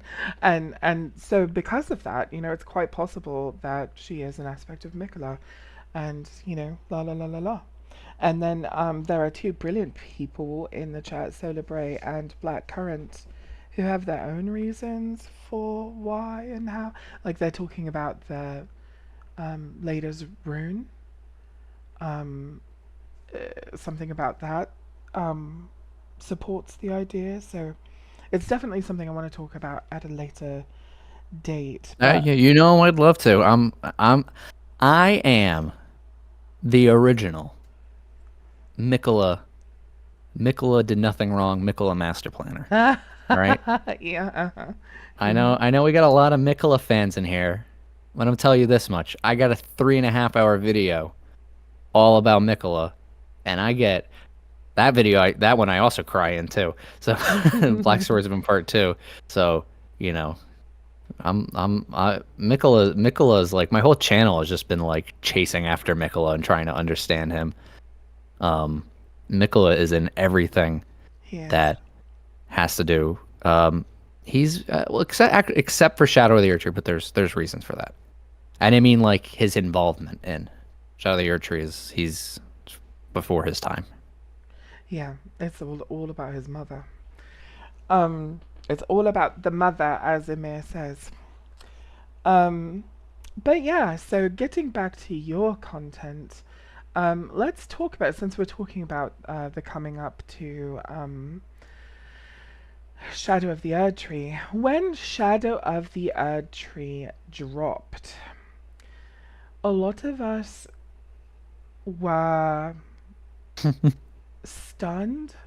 Me in particular, I went through like a dark period of not I did knowing. too. I mean, you went longer than I do. When we both when you finished it before me, and I think you finished. Or you got to the end. You knew the ending before I did. Mhm. You were like, Boohoo "It ain't whammo. it." You're like, "You ain't it." I was like, "No, I can't. Come on. Once we get to it, I'll light the way. Once I get to the ending." And then once I got to the ending, I was like, I was depressed. I was sad Yeah, I was for too. like a week, and then I figured it out. Then it clicked in my mind. I was like, "All right, it's coming together." I figured it out. It took Don't me be sad much anymore, Kate. longer. Don't be sad. I'm so glad you did that because you really did rescue me because I was in such a funk because all right, for everybody who doesn't know, yes, Paolo, a dark period. These were dark times. Um I went through like okay, so it all starts with Daenerys and I'm not gonna we'll talk about this at another time, but when Daenerys did the whole bells thing, I was actually going through a breakup at the time with someone who I had been with for a couple of years, and I was like really in love with that person at the time. And to this day, it makes me laugh that Daenerys' fall in the show hurt me more than that breakup did. And I stayed emotionally wounded for longer because of Daenerys than because of him, and I'm still like writing letters to George like, please don't do that. And I have a friend who's an author, and he tells me all the time how he just does not think that George is going to do that in anywhere near the same type of way, if he even No, takes a route like that. yeah, if I think Daenerys is probably going to have a fall from grace. It Hmm. is not going to be anything like the show. It'll be, I think it'll be wounding and it'll be saddening, but I think it will make sense, and I don't think it's going to hurt as bad as the frickin' bells. Yeah, That is I know a lot of people have an issue with season 8. After playing Elden Ring, I'm coming around to season 8, with the story beats, but not that one. The bells, make yeah. me livid. It was the bells, but it's also just the the stupid Also ways making her like a Nazi, like with and the freaking, oh my yes, god, it's so but it's just felt so disrespectful. and as a Jewish person, I was also just, I was like, this is racist. I was just so mad. Sorry for all the people who aren't affiliated with Game of Thrones, but Yeah, yeah. But I was also like, just the stupid way her dragons died, especially the one from Europe. You know what? We don't have to talk about this. But the yeah, point we're is getting that off I track. was so mad, right? And I was so depressed when the Mikola. Okay, when the Mikola and Marika thing happened the way that it did, you have to understand, everybody. Everybody. You have to understand that I was on two boats here. The first boat was we're gonna find out that Marika had reasons and they were good reasons, right? And that actually Marika is a hero. I was on that boat, and then the other boat So was I. Yeah, that go scroll up on my at my trip for my trailer analysis thumbnail. Marika did nothing wrong. That was before we got the DLC. And I was very, yeah, before the DLC I was there too, and I was doing streams with Kite, and people were like, how could you like Hitler? And I was like, listen guys. She's not Hitler, she's someone else. um so that was the first thing, and the other boat that I was in was Mikola's gonna fix everything. Mikola's a little hero and he's gonna fix it all. um so you can imagine my dismay when I finished the DLC. Even before I finished the DLC, when I got to the Shaman village, um, I fell apart. I sat in front of the grandmother and figuratively threw my arms around her and bawled my eyes out. And I was like, this can't be like the simplicity of just like having a genocide happen to you and then doing it. Like, we're seeing this wickedness in the world right now, by the way. This is actually truly happening. And just to liken America to Netanyahu in this way just was abysmally heartbreaking for me. I would never, ever, ever have likened her to this figure. And so I just, it's disgusting to me, and I don't even want to think about it. But I am thinking about it, I'm talking about it. But it just was so depressing for me. And so I Are you still really, on that boat? That is her characterization? no, but Okay, good, I good, was good. at the time. Right, Um, right, right. Yeah, me too. I don't accept the it's just all jar revenge. yeah, no, I don't either. It's she's I, a god. Things are much bigger than yes, and simple it's revenge. exactly. And I think that she was, well, we'll get into that later. But I no longer feel this way about Marika. I think we were wrong for those of us who did feel this way, by the way, because I know there's other people in the chat who thought the same thing. Um, I think we were wrong, but I still wasn't right about Marika being a hero. I think it's more nuanced than that. She's not a hero or a villain. She is a person becoming a god. But so I'm not as heartbroken about it anymore as I was. But in this time, I was very heartbroken by that, and so I was hoping I that, still think she's a hero. She's my hero. well, it depends on how you look at it. But but when it comes to Mikola, I thought Mikola's gonna fix it all. Mikola's the aspect of Marika that she wanted to protect and hide away, which is why he's staying an infant forever, because this is the time, not an infant, but a adolescent forever, because Hmm. that was the period of her life that was good, and la la la la la, and she wants to preserve it, and la la la la la.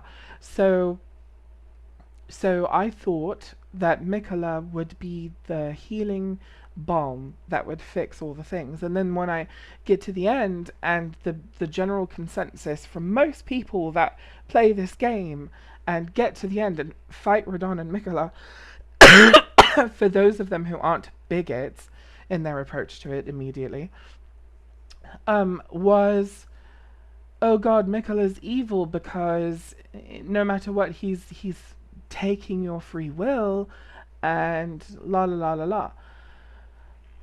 Can I tell you, I wanted to turn my back on the community and stop logging in and just be done with it all for a little while. I went through a period, and I was trying to talk to people. I was like, Revu, whoa, like help me. And not just Revu, like there were multiple people that I was like turning to emotionally, and nothing really fixed it until finally I turned to you. And I remember I was sending you like, how was it, like 65 messages? Yeah, you. Oh my God, I got I, one time. It was like 200 plus because you were just sending one word at a time. he sent me a You were sending me screenshot. messages from the edge. Yeah, I was. It was literally, and I was crying too in real life. I was like, and like texting you all this stuff, and Well, I was, well, so I wasn't feeling like that, but I was feeling bad as well when I got to the ending, um, because to me, if you watched Black Swordsman Part Two, you watched the whole video. I put a lot of myself into that video. I put a lot of emotion to that, and that video was chasing after Mikola. Specifically, the Black Swordsman wanted Mikola to fix something for him, and he was going to get that answer. He was going to fight for that and get that solution, whether he wanted to give it up or not.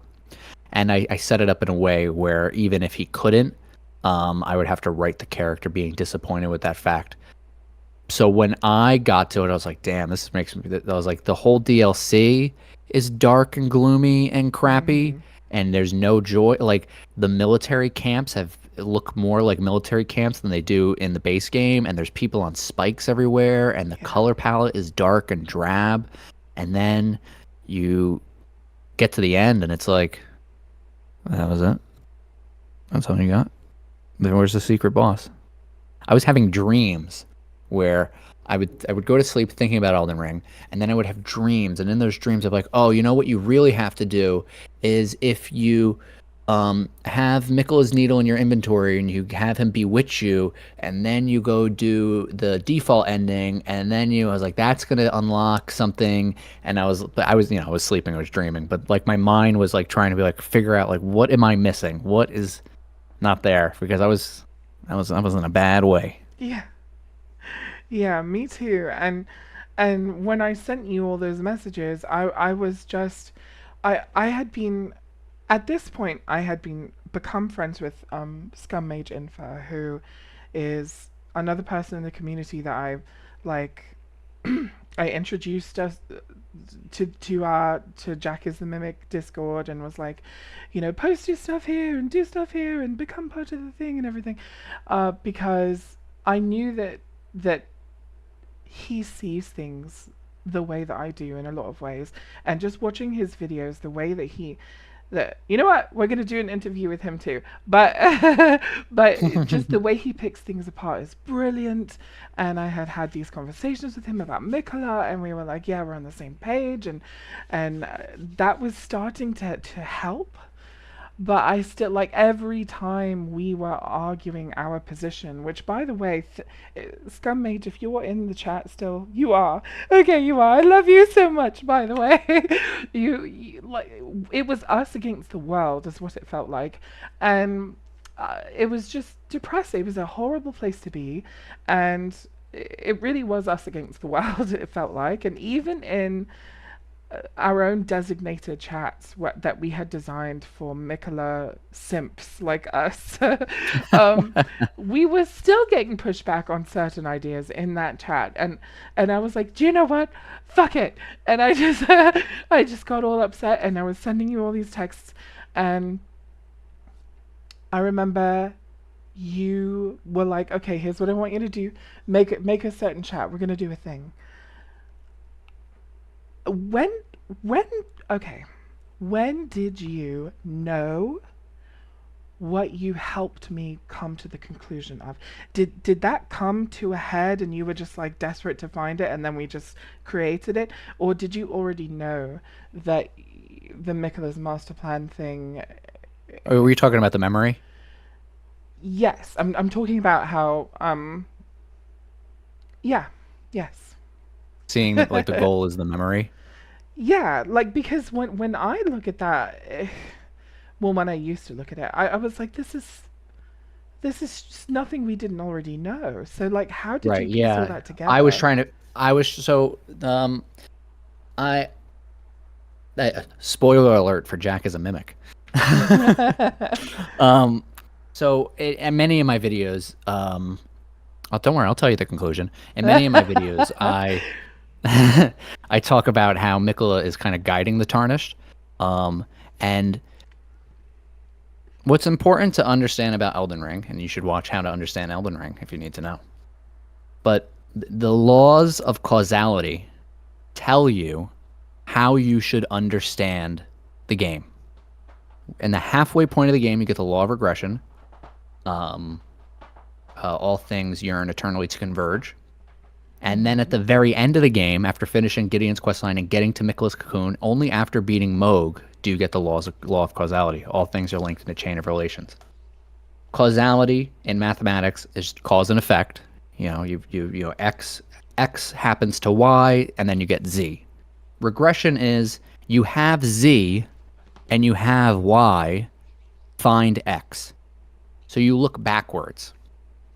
You start with the ending, and then you have to see how do you get there. So my issue was there's a lot of there's a lot of evidence in the game of how Mikola has done slight micro adjustments to the golden order of the chain of events to get the outcome he wants by producing butterfly effects. A good example of this is, why doesn't your Tarnished have a maiden? Well, we can deduce it's because Vare killed the maiden. He's covered in blood, and he's the first person who is trying to, everyone in the Lands Between is trying to convince you to join their side. Vare is trying to lure you into joining Moog. Well, Moog is bewitched by Mikola, which is also, I theorized that before the DLC too. Others Hmm. have as well, but I did as well. I did too. You Um, did. Moog is bewitched by Mikola. So, and Vari is much different than Ansbach. Ansbach is, he's a smooth talking fascist, and Vare is trying to mew, and is sending, really nasty text messages to girls on the online. They're Yeah. different types of people. Yeah. So Unspock so the Vare, failure, by the way. But anyway, keep going. yeah. So the only reason why our Tarnish doesn't have a maiden is because Vare kills her. The only reason why Vare kills our maiden is because he is part of this pureblood group. The only reason he's part of this pureblood group is because Moog is trying to treat his accursed blood. Why would Moog want to treat his accursed blood? He's trying to slave Mikola's cocoon with blood to raise him to divinity, does not want to put accursed blood on Mikola, so he's trying to cure it. He wants to give him pure blood. Why is Moog trying to do that? Moog was bewitched by Mikola to kidnap him, or afterwards he's kidnapped and then he bewitched him. I think it's before. Some people say after. Regardless, he's doing it because he's bewitched by Mikola. So because of Mikola, is our tarnished maiden dead? And because our tarnished maiden is dead, that means there's the opportunity for us to meet Melina and for us to meet Torrent. So this is at the very beginning of the game.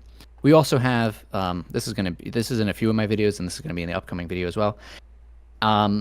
If you beat the grafted scion, the only way to continue forward is you have to fall off The the nascent chapel attention and butterflies. die. And there's butterflies. There's one set of butterflies in the graveyard that you can pick up. So the game Hmm. is conditioning you to pick up the item. And then when you go forward, there's another set of butterflies that you can't pick up because they're on ground that is unstable and you'll fall to your death. So no matter what, you will die, and you will be met by Torrent, and then you will meet Vare, who will say you're maidenless, and then you'll meet Melina, who will be your maiden. And that's only because Moog abducted Mikola. So we have Mikola specifically trying to get our Tarnish to do something. And then when we got to the ending, we beat him, and then there was just a memory. That was it. Thinking, why would Mikola want to go to all these lengths? And then it wasn't until I started doing regression I said I have to work backwards. What do we get from defeating Mikola. We get his crown, which can bring in a new order, but then we also get his memory. And memories are super important to Elden Ring. It's why I make the Black Swordsman series based off of the Black Swordsman recounting memories, because every boss you defeat is a remembrance that's hewn into the Erd Tree. So Mikola, in my summation, Mikola's entire goal was to have the Tarnished go through the game and see all of these events and learn all this history. And then after doing all of that, see his memory. Mikola's goal is to teach the Tarnished the history of the world, show them what it looks like, show its endings, and then for you to receive his memory. And in that memory, you hear him making a promise to Radahn. But lastly, he wishes for the world to be a gentler place. And the only person who can change the world is the Tarnished. And if you watch my Puppets video, I make the illusion that the game is meta. It's not talking to the Tarnished. The game is talking to you, the player. Mikola, I think, is a character who is written to be smart enough to know that they're a character in a story, Yeah. and the only way they can make a difference in not just their world, but in the world outside of their world, is to teach the players to be kinder, to be Break gentler. that third wall. This is so never-ending story. It is so never-ending story, you guys. And I know not everybody knows about the Well, never-ending you and story. I are going to make a video together We on are, Elden Ring's never-ending story. oh God, I can't wait till we work on that together because I have so much to add to it, and I think I'm gonna make my own as well.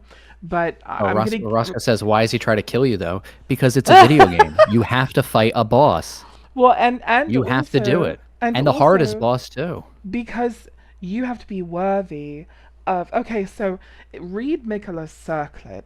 Mikola's circlet says it's the foundation upon which the order that he would have built was going to be made. So it's basically his version of the Elden Ring. He wants you to have it, but he wants you to be worthy of it. So you have to defeat him, excuse me, to get his all of the kindness of gold without grace, because that's what's missing from Marika's golden order. She secreted it away and she gave it to the shaman village, and then she had none to give to the rest of the world for the rest of time. Mikola understands that, and he is the healer, and he is the one fixing things, but he can't do it himself. He needs the player tarnished to beat him, take the golden kindness from him, and bring it to the Elden Ring. This is how all of that makes sense. All of the kindness of gold with no order, so that we can choose the order and imbue his kindness into it. Yeah, and I like taking a step further and saying that it's a meta approach, that it's to make the players recognize it and be more kind. Yes, which is You brilliant. see the violence of the Golden Order, and then you learn that the violence of the Golden Order comes from the violence of the Horn Scent, and that violence begets violence, and hate begets hate. So you have to end that cycle of hate and that cycle of violence. Be kind instead, and you can be the end of it. Because stories are this is where this Game of Thrones season 8, nothing's more powerful than a good story. So that's that's what Mikkel is trying to do, and it's very ambitious, and it might, there might be an argument to say, well, I didn't get that from the ending. It didn't seem, that wasn't clear to me, so I don't think that could be the case. But let us, you know, people people still talk about Dark Souls and are still trying to figure out Dark Souls, and that game came out 10 years ago. People are still trying to figure out Shakespeare, and that's hundreds of years ago. And it might seem silly to compare video games to Shakespeare, but I think Miyazaki is as profound as an artist as any, where people will be analyzing his art into, the future.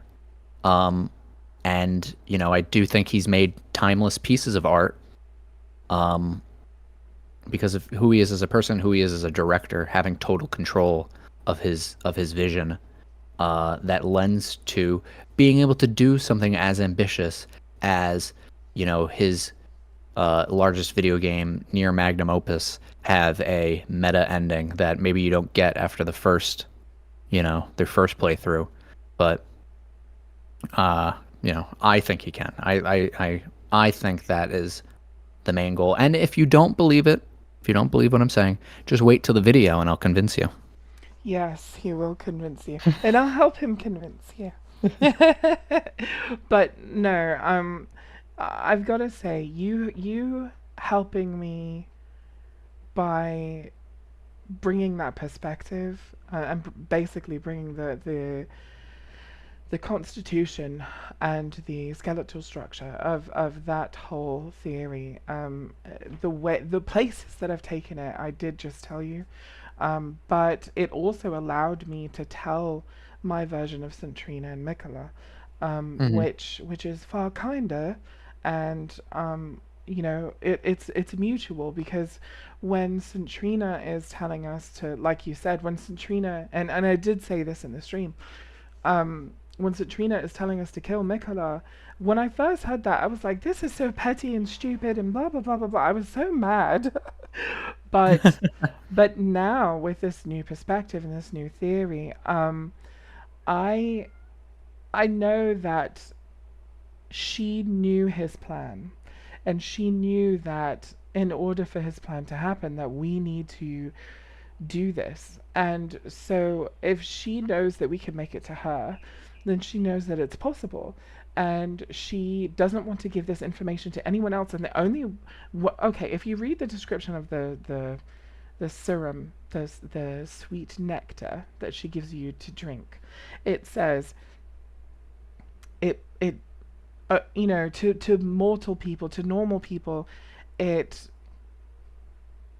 basically kills you. It does eternal sleep that you can never wake up from. Hmm. We drink it multiple times. Yeah. Yeah, No one, nobody else there's can very do few that. people who could do that. Exactly. And so she knew when we did that, she knew that we were the one, the one that Mikola sent. We're the, ooh, we are Bastion. Yeah. Yeah, yeah, and yeah. and she is On the back of literally, Falcor. yes, and she's like, this is him. And she's like, save us, save us, go kill Mikola. That's what saves us. And so then we do that. So I was just like, oh, and so I owe you so much thanks for that, because it pulled me out of my rut. I'm so Well, that happy now. I'm I'm creating happy that it did content. too. It's incredible. Mikola is a very ambitious character. I think he's a very well written character. He's very mysterious, and he is so good, um, at his job as a character, as like a puppet master who pulls the strings, because you have to really look for it. The game doesn't tell you that, it tells you in a few spots that Mikola, bewitched, someone and can do it, but they don't, there's so many more pieces to the butterfly effects that Mikola, every time Mikola has flapped his wings, there are so many more Hmm. instances of that throughout all of Elden Ring. Um, that, it's quite spectacular. And the way that they hide that information, uh, I don't know, it's master craftsmanship. It really is, and it makes you wonder, was this a mutual crafting of George and Miyazaki, or was this George's idea or Miyazaki's idea? Because this ties I could in, give you an example. It's kind of both. yeah, and it kind of has to be with a character like this who's playing with time and everything like that, because we know for a fact, in an irrefutable fact, that Mikola is playing with time. And we know that because he has moved beyond time in Faramazula in order to craft his unalloyed needle to stave off the effects of the rot inside of his sister, right? So it didn't cure her, but it staved it off. And how could he know that this is what has to be done? Hmm. to expel the influence of the outer gods unless he had already done it in some way. Yeah, that's where I was having like in my pre-Shadow of the Erdtree theories, I was putting Mikola as much older than the other demigods because it was like there's no way how is he able to do all this stuff if he's only born um after Godfrey is banished? Like I don't see like he's got to be super old. Yeah, and I And I still was think putting he in the is. you see I'm away from that now, but it goes into the to more into understanding how Bran works as a character and that once Mikola embeds himself in the Halig tree roots, I think that's kind of like when he just gets his knowledge bomb, and that's where he's able to, I he gets a think lot of work done there. I think that's definitely 100% definitely part of it, because I agree with you on that. But I I think that Mikola has been in the inside the Halig tree for longer than we think. And the reason why I think all this, I talk about this in a stream, but remember I was talking about fashion and how that points you to a Hmm. particular period in time. Well, fashion and architecture work in the same way. Yeah, Halig It, tree has got if some you wacky architecture going on there. It does. But there's two different things. There's Alphael, which has a different whole thing going on. It's still kind of shamanesque, but it's very, very old. And then you have this stuff in Mikola's Halig tree, which is way more modernized. It's obviously from a different time. It's obvious.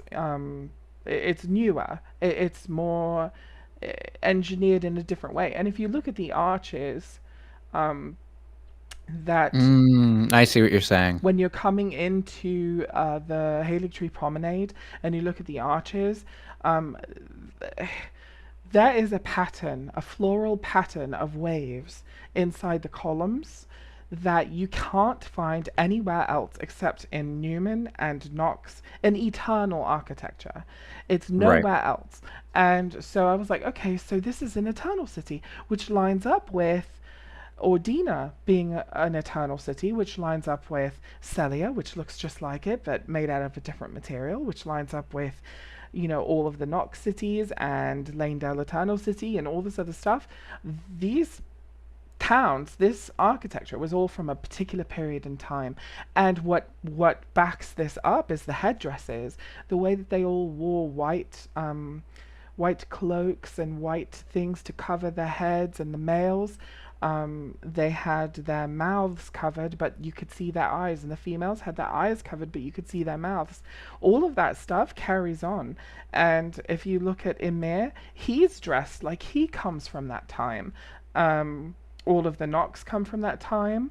And so Mikola and his Needle Knights come from that time. And so if you add all that up, they're all coming from this eternal city's time. They're all coming from the height of Marika's power with the Newman people after she expelled the realm of shadow and was building everything up in the lands between.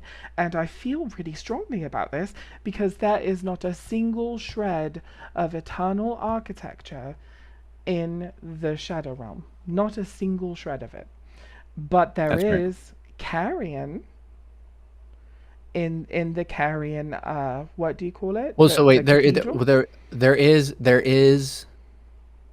there is some eternal architecture, It's the and I would black argue, the black castle. yeah, I would argue, I would argue the um The the black stone keep or whatever. coffins and the Rao ruins, those are part of the timeline for eternal uh cities. They're older though. They're not Yeah, towards they're there, definitely older, but but they're still part of the same timeline of culture. We'll have to yes, talk. because We'll they're have to do talk about this. I yeah. need you to give me. I need you to run it down because I can't refute anything or confirm anything because I need to. I need to see how you're thinking this in this totality. Okay. Or yeah, I'll definitely draw it out for you because like I said, Maybe we should do it. Maybe we should do a stream where you go in game and you show me. yeah, we'll do Uh, that. I already did all this in a stream, but I'll do it more purposefully with exactly, this in mind. I might even, what I'm planning on doing is making videos on points that I talk about in my streams in small bits so that they're each like about 14, 13 minutes long. Just talking about singular things that I talk about in the stream. So either way, I'll definitely talk to you about this at a later time. Excellent. But yeah, I just uh sorry everybody, we got so sidetracked. This is I You got definitely Nicola talk. yeah, yeah. I definitely have more questions for you, but I also want to Fire make away. sure that we have time to let the audience ask questions at the end. We So we could do some audience questions now. I don't have anywhere to be. okay, if you aren't at a limited time, then I have questions still, and then I got I'll let unlimited them. time. Brilliant. Okay, so the question that I wanted to ask you, that to me is one of the biggest questions. It relates to what we were just talking about. It's one of the biggest overarching questions in the game from my perspective, and that is um, Mikola being inside the Halig tree. We know that this is a thing that the shaman were doing. They Mm-hmm. melded with trees. Mm-hmm. And so there's the precedent for this being a thing also in George's other writings. Like for example in Yep. A Song of Ice and Fire, we see people go into the weirwood net, and when they get in there, they're seeing memories of other people.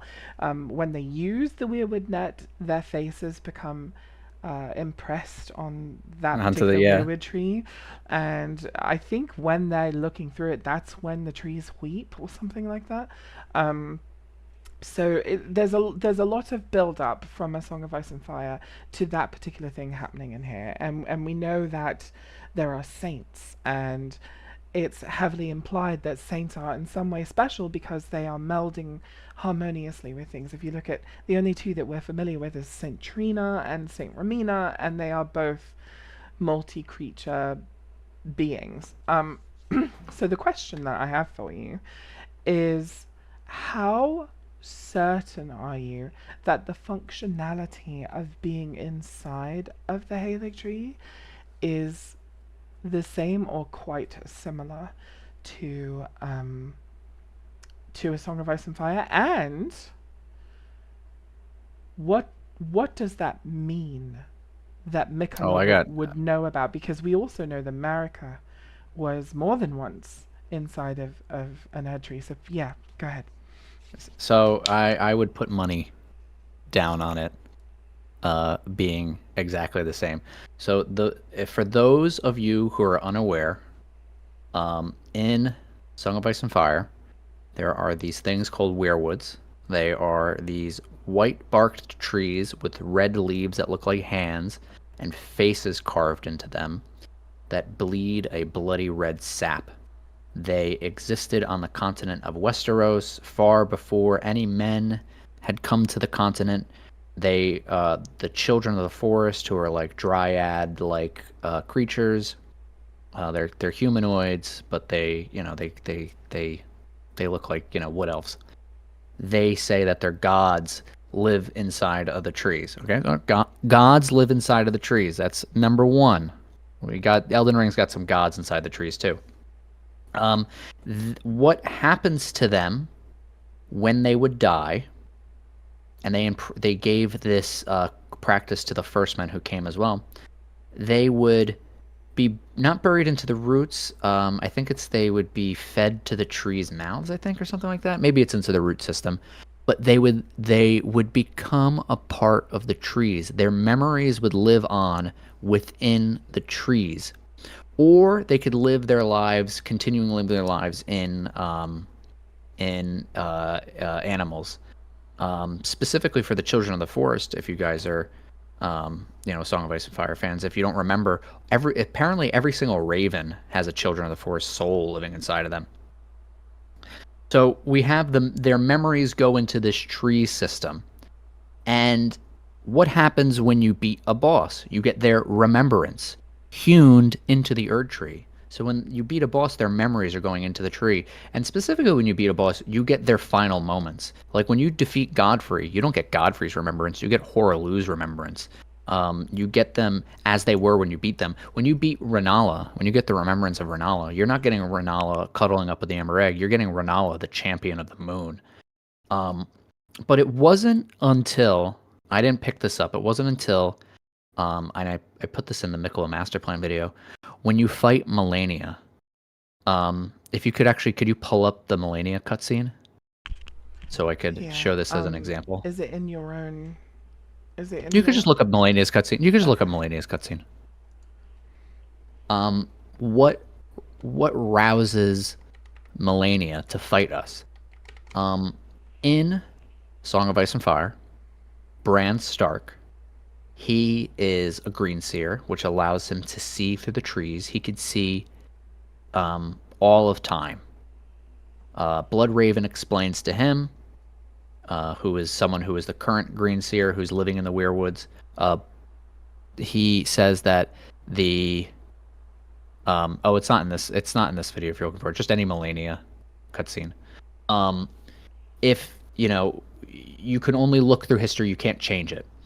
But Bran is looking through the Erd tree and he sees his father sitting next to an, or he's in a weirwood tree. He's in the weirwood net, and he sees his father sitting next to the weirwood or tree in his home. And his father's dead, so he shouldn't be able to see him. He sees him, and he's cleaning ice, his sword, and he speaks out to him. And then he looks.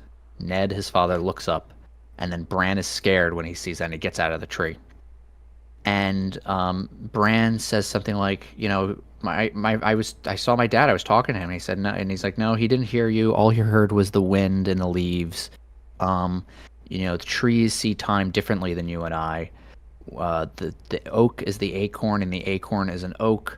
The time we flow with the time, but time flows around the trees. And Bran goes, yeah, but he heard me. So Melania does not get up to fight us until, and they make a very specific camera shot of this. It shows her helmet and her arm, and then the wind blows and the leaves move, and then she wakes up and the camera shakes and she wakes up, and that's how she knows we're there. It's with the blowing of the wind, which is just like how Bran experienced it. And we know for a fact that Bran can change history and can change time and can interact with time in a non-linear way. Because if you watch the show, you learn that Hodor, who's Hodor because he used to be a boy named Willis, but but I could make up mixing up Mikkel and Bran, but Bran goes back in time and he's yelling, "Hold the door!" and it causes young Willis to go into a spasm and keep repeating Hodor, Hodor, Hodor. And then now when he's an adult, he's there to hold the door for Bran. So he created this by going back in time through the trees. He was able to change something. And the first time he noticed this power was when he saw his father and the wind and the leaves moved and his father heard him. And when that happens to Melania, you look at the tree. The Tarnish looks up at the tree and then looks down at Melania, and then the wind and the leaves blow, and then she wakes up and she fights us. And that was just like I was like, that's just Bran 3 from A Dance with Dragons. Um, the and then since we know how werewoods work, and we get this double confirmation about remembrance being hewn into the Erd tree. We could also talk about like golden under fundamentalism. Here we're looking at the cutscene right now. It focuses in on the person within the roots, and then we get Melania sleeping, and then the wind blows, and I just it, you know, Mikkola's bewitching branches are tree branches, so you know Mikkola Yeah. doesn't need to be physically with someone to poke him with the tree. The I don't know. It's spectacular. We're looking at Melina. There's no wind. No wind. You walk Mm. in. She doesn't. You walk in. She doesn't care until the wind blows, and the camera roughly shakes, and that's what wakes her up. It's not the guy walking in heavy armor who woke her up. It's the wind. Yeah. You know, And there's another say. Wait, there's another saying in A Song of Ice and Fire. They say it all the time. Words are wind. words are And what that's wind. supposed to Yep. mean is that's supposed to mean like promises don't mean anything because the wind just comes and goes. But Yeah. that's a George's way of saying that like no, the wind is actually someone's words. Like there's whispers on the wind. That's another thing they say, whispers on the wind. He loves to There's do the that. wind is whispering. Do you know And it I have a cat named Shikaya, and that is Aborigines, and it means whispers in the wind, and it's just incredible that all of this is coming together. Shikaya, So I yeah, love you. I would put money down that the that they function similarly. I talk about this in one of my I don't know which video I talk about it in. But the weirwood trees, if you go to Farm Missoula, they have the white trees with the red leaves. The arteria leaves have red leaves that are like blood that's pulsing through them. The sap of the weirwoods is supposed to be like called bloody sap, and we know that the Erd tree produces its dew and sap thanks to Erd tree burial, which is people being sacrificed to the tree's roots. And weirwood trees used to be have people sacrificed to them, like chopped Oh, up and fed to the trees. So oh, I love you it's too, Kite. I'm so sorry to interrupt you. I love you too, Kite, and I hope you have a good night, and we'll catch up. Bye. but but okay. yeah, no, like, oh, I'm sorry. Were you gonna say something else? Oh no, no, I just it's like you know, George has been he loves his He he does. copies himself. It's like why make a new type of tree? You know, I don't know. Why would you do that? Waste of time. Finish Winds of Winter. And well, that that brings me to a whole other thing. Is do you think that maybe he when it comes to the okay, so we know the grandmother trees are a thing, and I was doing this in my stream the other day. I was like, I'm gonna find fucking everywhere where there are grandmother trees, and everywhere where there are grandmother trees seems to be significant and relevant to those trees. I found grandmother trees in Faramazula, and you know what's fascinating about them? They look like weirwood trees. They are white, Mm-hmm. they Yep. have Yeah. red leaves, but Yep. they are made of stone, and they have like this chasm. All of them have this chasm in them, as though someone was inside of it and came out of it. Right. Um, Yeah, you're which gonna have is, to show me that. I will I know. definitely show you I that. did the werewood, the red thing before, but I didn't ever. I haven't investigated them with the grandmother tree perspective. It's awesome when you do. You'll also find them in the Albinoric village, the one where they've all been Oh yes, yeah, yeah, yeah. I know the tree massacred you're talking in about. Leonia, and then you'll find them in there's several in Caelid near Celia. There are they're in multiple places of significance to particularly the Newman, and Yep. it does mark like a cultural shift, like an obvious cultural shift of people who were tree worshippers that did shift back, in my opinion, Huh. back Wow. I wonder where that comes from. to star worship. And yeah, yeah. Which is fascinating because it makes you wonder when it comes to the Erd tree being this gigantic tree. The fascinating thing between the Lands Between and the Lands of Shadow is I always okay, so I've been under the impression that the reason why that's there is because it's America coming from a culture of tree worship, wanting to say, fuck off everyone and everything. The tree is the most sacred thing, and we're going to make one so big that you can't not see it. And it's going to block out the sun and everything else that you might want to worship. And this is like big dick energy, fuck you, big tree. Um, but there are two trees. One that wants to be standing straight up, but there's the other one like wrapping round it, The and ceiling tree. it's kind of tilted. And yes, the ceiling tree. And the interesting thing about the ceiling tree is we have a tiny one that's sealing away Yeah. near Elim, and then we've got the huge one that's is that sealing away Yeah, it's the sealing the Erd land of tree? shadow. That's when you burn the ceiling tree, the tiny ceiling tree. It gets rid of the shadow from Inir Elim, but it's the same shape as the one wrapping around the shadow tree. So that's sealing away the land of shadow. It's that tree. Why can't we? It looks like it's already been burned. Kite Maybe actually it's pointed that out. It looks yeah, exactly that like it's it's like already been crum. burned. Yeah, it might be burnt, but it's not burned enough. I We can actually see what assume why it was being burned. Most Oh, likely, it interesting. was because of mesmer. In the specimen storehouse, you have non-horn scent researchers trying to research something, and what could they be researching if not how to get the hell out of the land of shadow because they got duped? So the sealing tree around the shadow tree was most likely burned by Mesmer and his lot because they're trying to escape the land of shadow. Wow. So that's what you think burnt it originally. So who do you, so you think so we know that Marika probably has like impenetrable thorn magic. Do you think that she just erected that second tree and had it be there for ages? Because if you look all around Enir Elim, you can see a double tree spiral Yes, hieroglyph. those Do are those are most likely, I think, supposed to be um, not what we see in the land of shadow, which I would say is uh, shadow tree and I guess ceiling a big ceiling tree.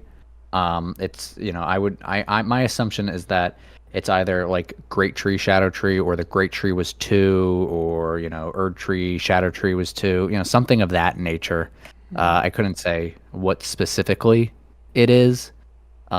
There may have been a big intertwined tree, which, either it's something that they want or something that was. Maybe it's something that was, but I don't think that the reliefs they're showing, based on how it's shaped, is the what we see in the Land of Shadow currently. It's supposed to either reflect something that they desire or something that was, but I don't think it's showing what we have currently. That's fascinating that you say that because I really want to show you. I hope it good. It shows.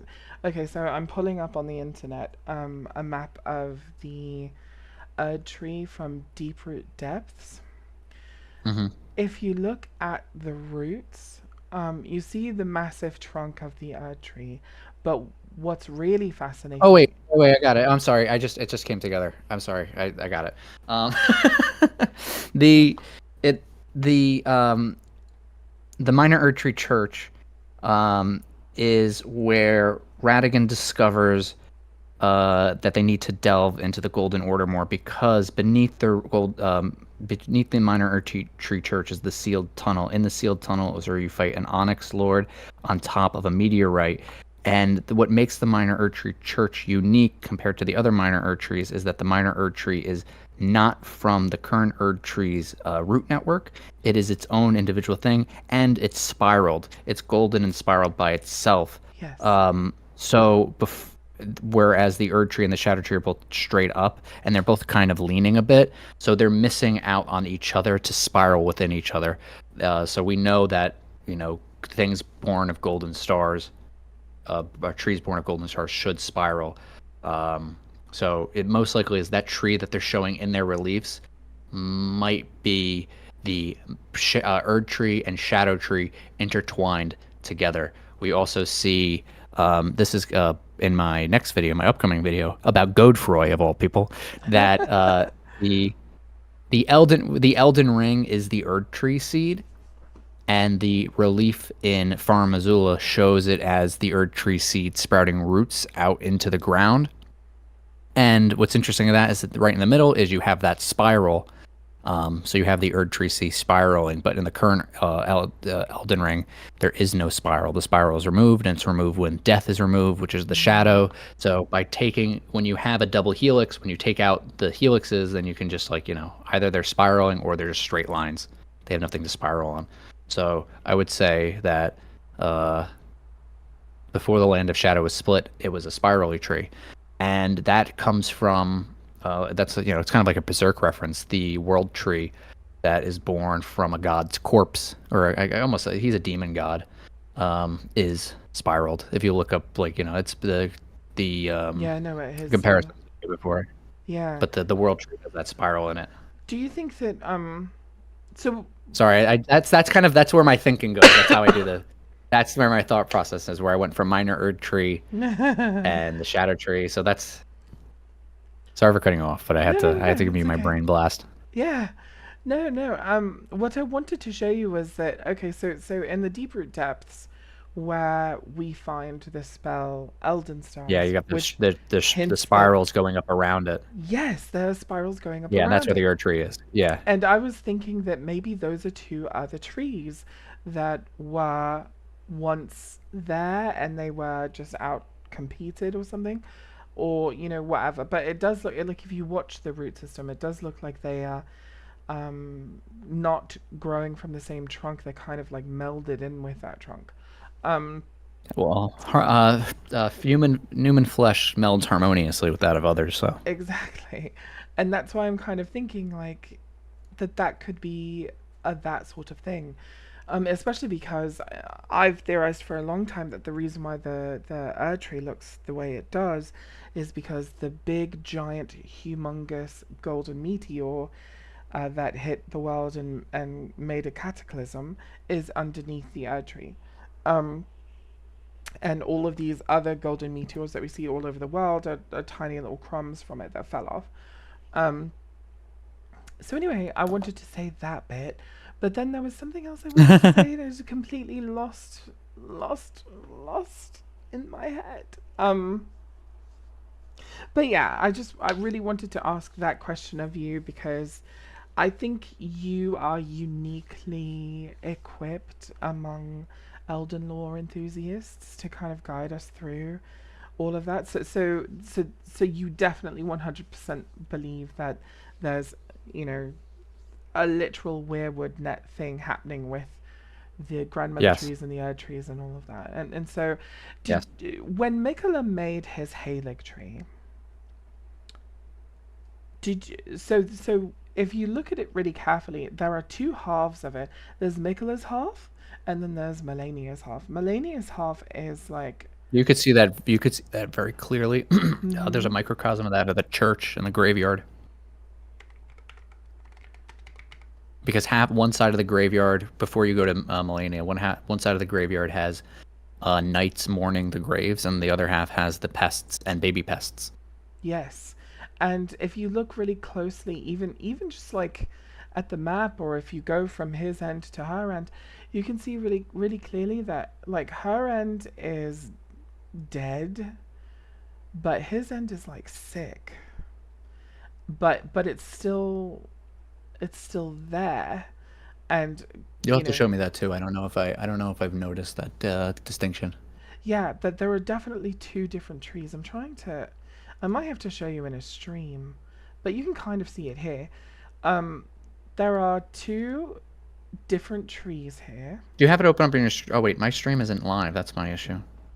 Oh. Wait, what do we should do? Oh, am I sorry? I'm sorry. Yeah, it's not live. So okay, show me again. If you fast forward, I'm currently looking at a picture of it. Yeah, yeah, I'm looking at it now. I had to hit the live button. So it's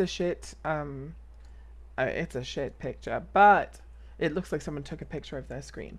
But you can Oh, I see see what you you can mean. see There's the color very differences. clearly Like, you can see very clearly that these are two different tree planters. One oh yeah, well yeah, was there here and one you was could see it from here. the when you get to the game. When you Yeah. first get there, you Mm-hmm. could see that the Halo tree branches off Yes, and you can into see two that sections. hers Yeah, is dead and cracked open, but yeah. Mikola's isn't really dead. No, It's sick, but it's not dead yet. And in fact, Mikola's tree is still producing sap, and it's yes, the electrum Electrum sap. sap. Yeah. You showed me. You showed me. So I just think that's so remarkable. I think Mikola was literally trying to make that double helix tree with his sister, but sadly his tree looks like it's going to be nascent in perpetuity, just like he is, which is so sad because his tree is even smaller than his sister's tree, and hers is dead. Yeah. So, but I don't know, fascinating stuff. But I Yeah, think what we'll be doing. I'll be doing a video in the future regarding Mickle and the Weirwood Net. Um, not sure which one that is. If anyone's interested, my next video is it's going to be titled "How Elden Ring Hides Its Story." The thumbnail is going to have Godric on it, with all of the boss weapons coming out of his back, and the text is gonna be something like the lore gatekeeper or something like that, and it's going to be how we can use Godefroy the Grafted as our starting point to explain all of the lore. Um, and then the video after that is going to be really a Crucible and Godskin and Glowmite Queen video, but it's going to be focusing on how Elden Ring hides its science fiction aspects, like how it uses sci-fi. I haven't thought of the title or anything yet, but we're going to be looking at the mechanics of everything, how if we look at them through a sci-fi lens, they can explain the story to us. But the Incredible. next one is Godefroy explains everything. Godefroy is the most important character to Elden Ring. Once you understand Godefroy, you understand it all. Wasn't there someone else who put a video out like that? Wasn't it a Crunchy? Crunchy put a video Yeah, out like his video was like 45 minutes of like, I don't know. and I have no Mania. idea what's going on. This is very confusing. Yeah. And I was like, come on, Godefroy's so easy. So I just have to do a Godefroy video. Excellent. Well, I'm very much looking forward to that. I know your audience is too. But at this point of the interview, I definitely want to turn it over to the audience. I would like for us to do maybe 10 questions or so. I don't want to overwhelm Jack, but There's no overwhelming. I can talk forever. I definitely do want to let everybody have an opportunity Someone to someone ask asked a questions. question and I said I would answer it at the end. Um, Do you remember who it was? oh, yeah, so it was Apollo.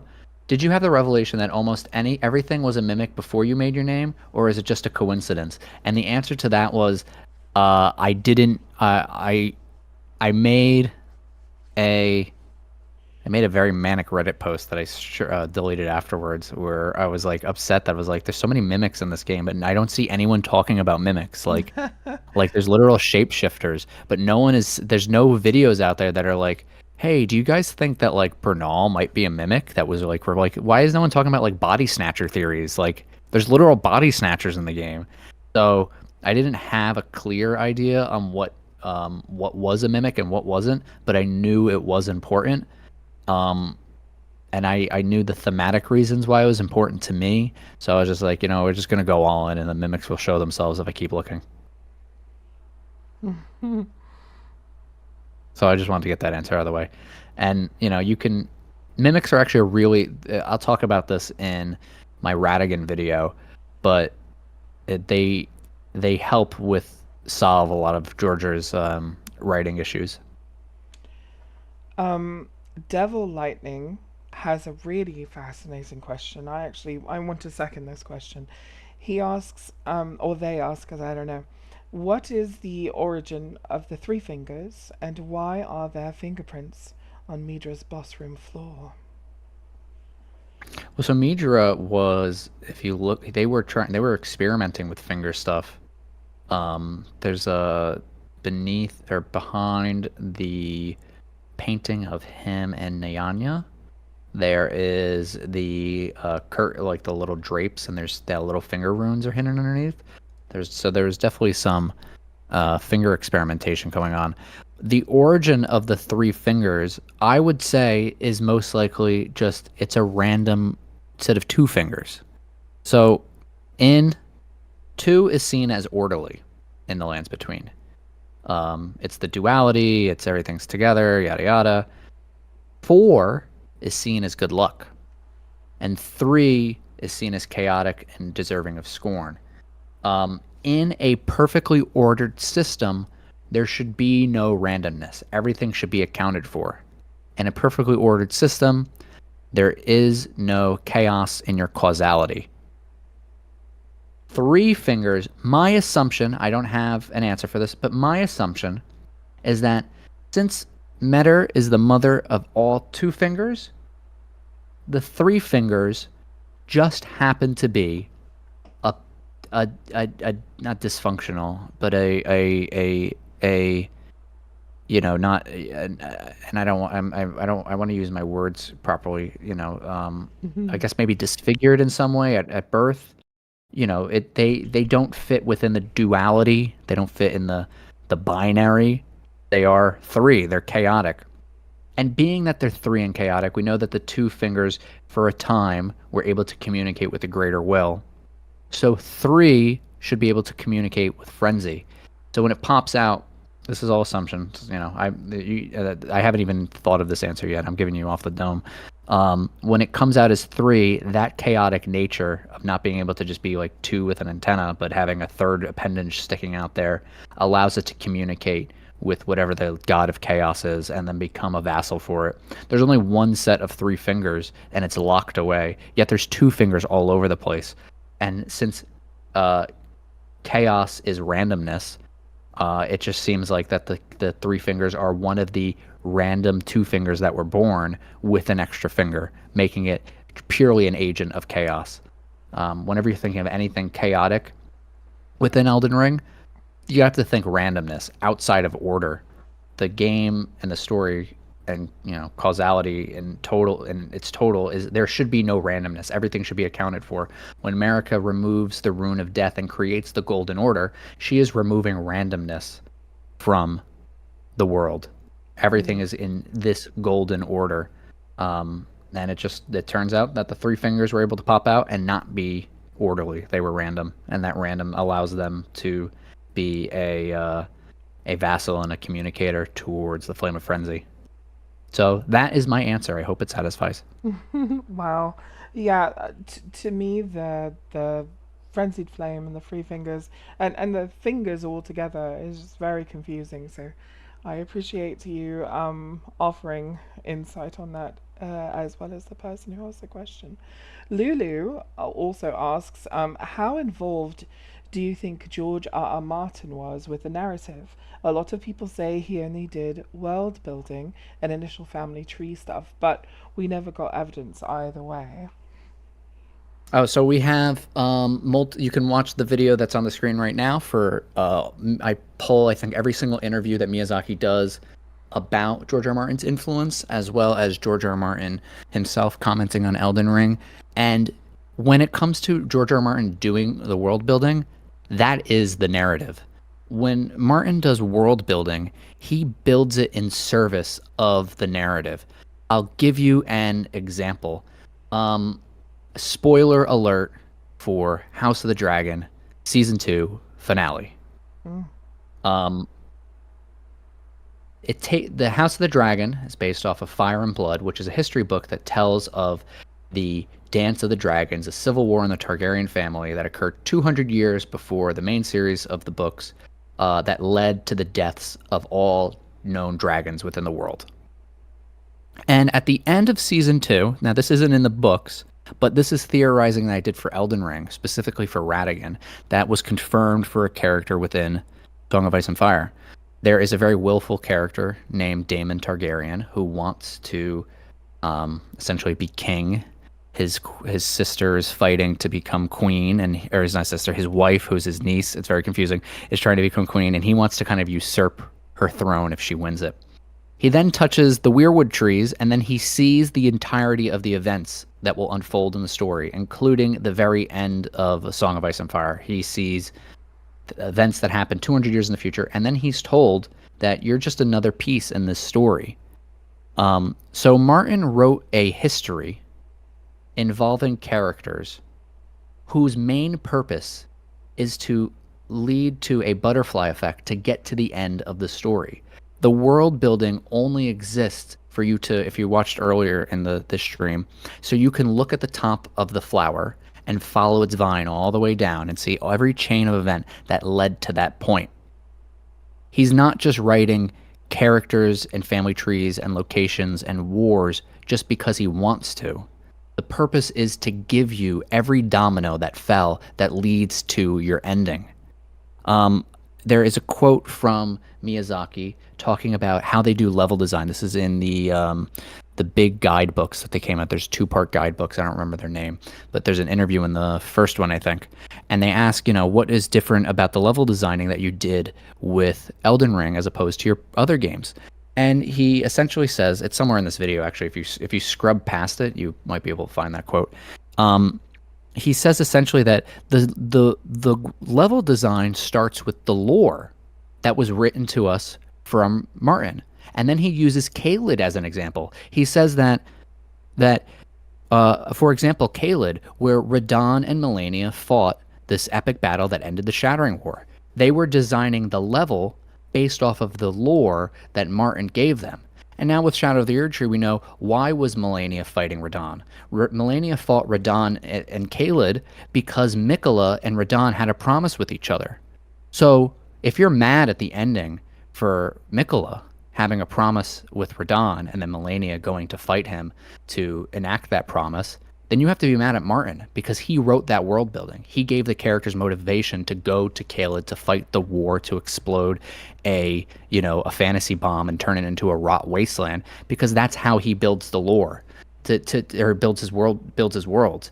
Caelid can't look like a fungal wasteland without there being a reason for it to be that. You need to have character motivation that leads it to that point, and that's how he does his world building. He makes a lot of complex historical characters who have a lot of willfulness and a lot of ambition, and he also has characters who can go back in time through the trees and manipulate people so they can get what they want, and you get a thing like Miquella bewitching people so that there will be a fantasy bomb that happens in Caelid, so Radahn's soul can go to the land of shadow and yada yada yada yada. So what did he have to do?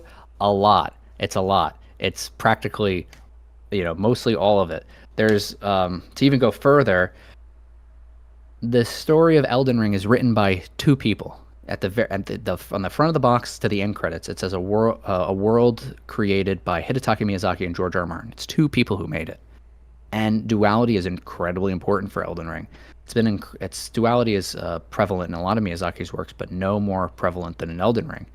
Trying to figure out who did what for Elden Ring, comparing George R. R. Martin and Miyazaki, to me is like saying, who did what, Radigan or Marika? They're separate characters, but also Radigan is Marika. You can't have one without the other. So they are essentially intertwined together in the world that they created in almost equal parts.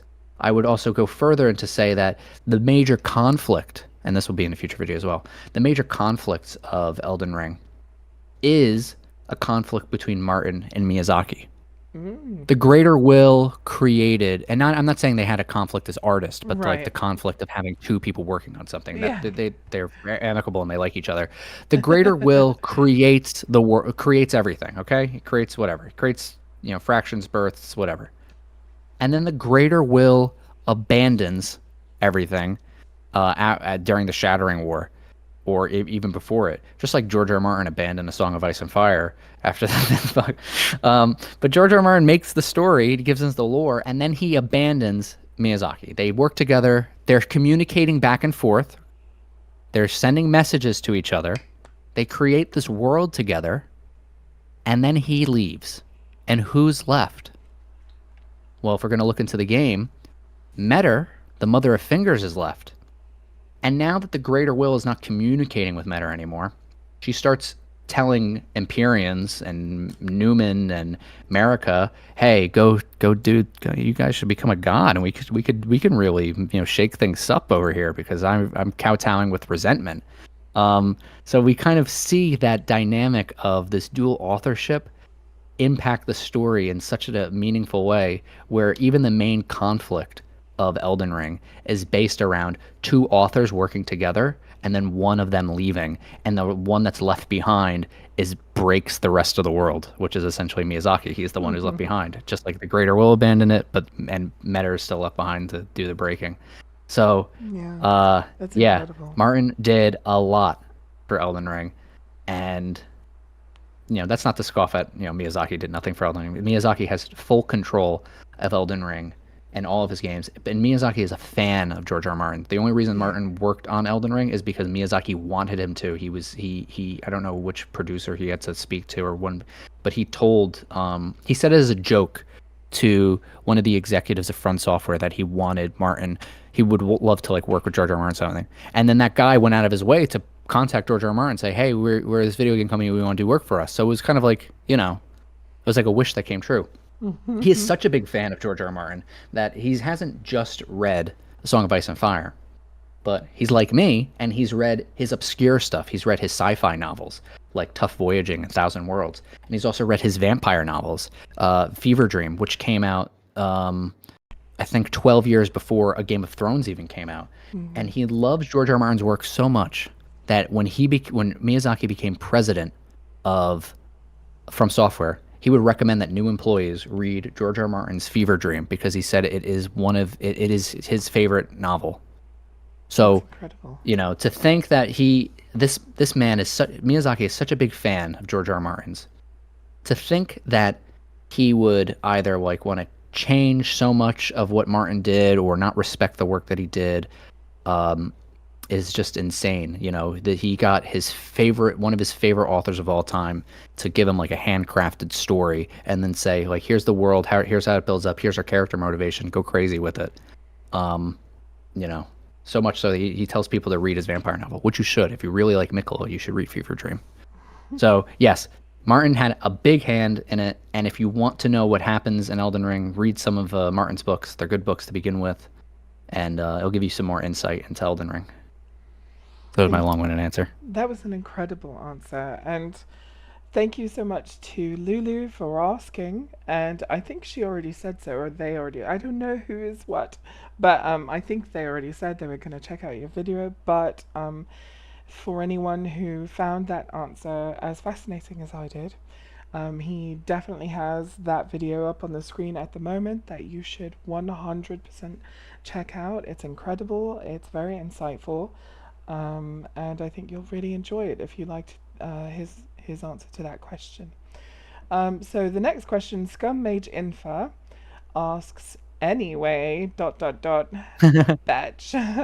No, just kidding. I love you, Scum. My question was Was it a tradition of the Blood Knights to kill a maiden and soak the cloth in their blood before or after Mikola was introduced, as this would seemingly have an impact on if or not it was Mikola that started getting rid of finger maidens, or something he let Moog continue and introduced mercy killers like Vare into the mix. So what's important about the answer I gave previously about Vare killing our maiden and him working for a bewitched Moog, so it's their specific maiden. Um, Consider this: when Moog is bewitched, Vare kills the maiden and we are maidenless.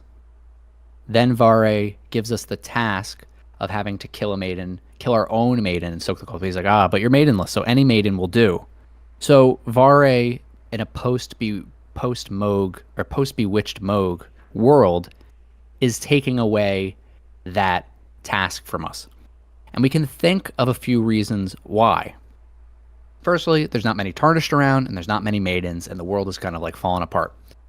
I think one thing that might be a little confusing for people, or maybe that's something that's not really expressed, is that when there is a time of peace before the Shattering War occurs, and in that time of peace, the Tarnished start returning. They also start going to the Round Table Hold, not the Table of Lost Grace, within Leyndell. They're intermingling with the Academy of Raya Lucaria, or not the Academy itself, but mostly people outside of it. They are intermingling with the Ancient Dragons. A lot of groups scorn the Tarnished for being low of birth, but they're fighting in their wars. They are present within a society that is in decay, yet is not fully collapsed as of yet. And you have a large influx of Tarnished. If you go to Stormvale Castle, you'll see bodies of Tarnished everywhere. There were Tarnished hunts to graft them. There needs to be more Tarnished than there are currently when we play the game.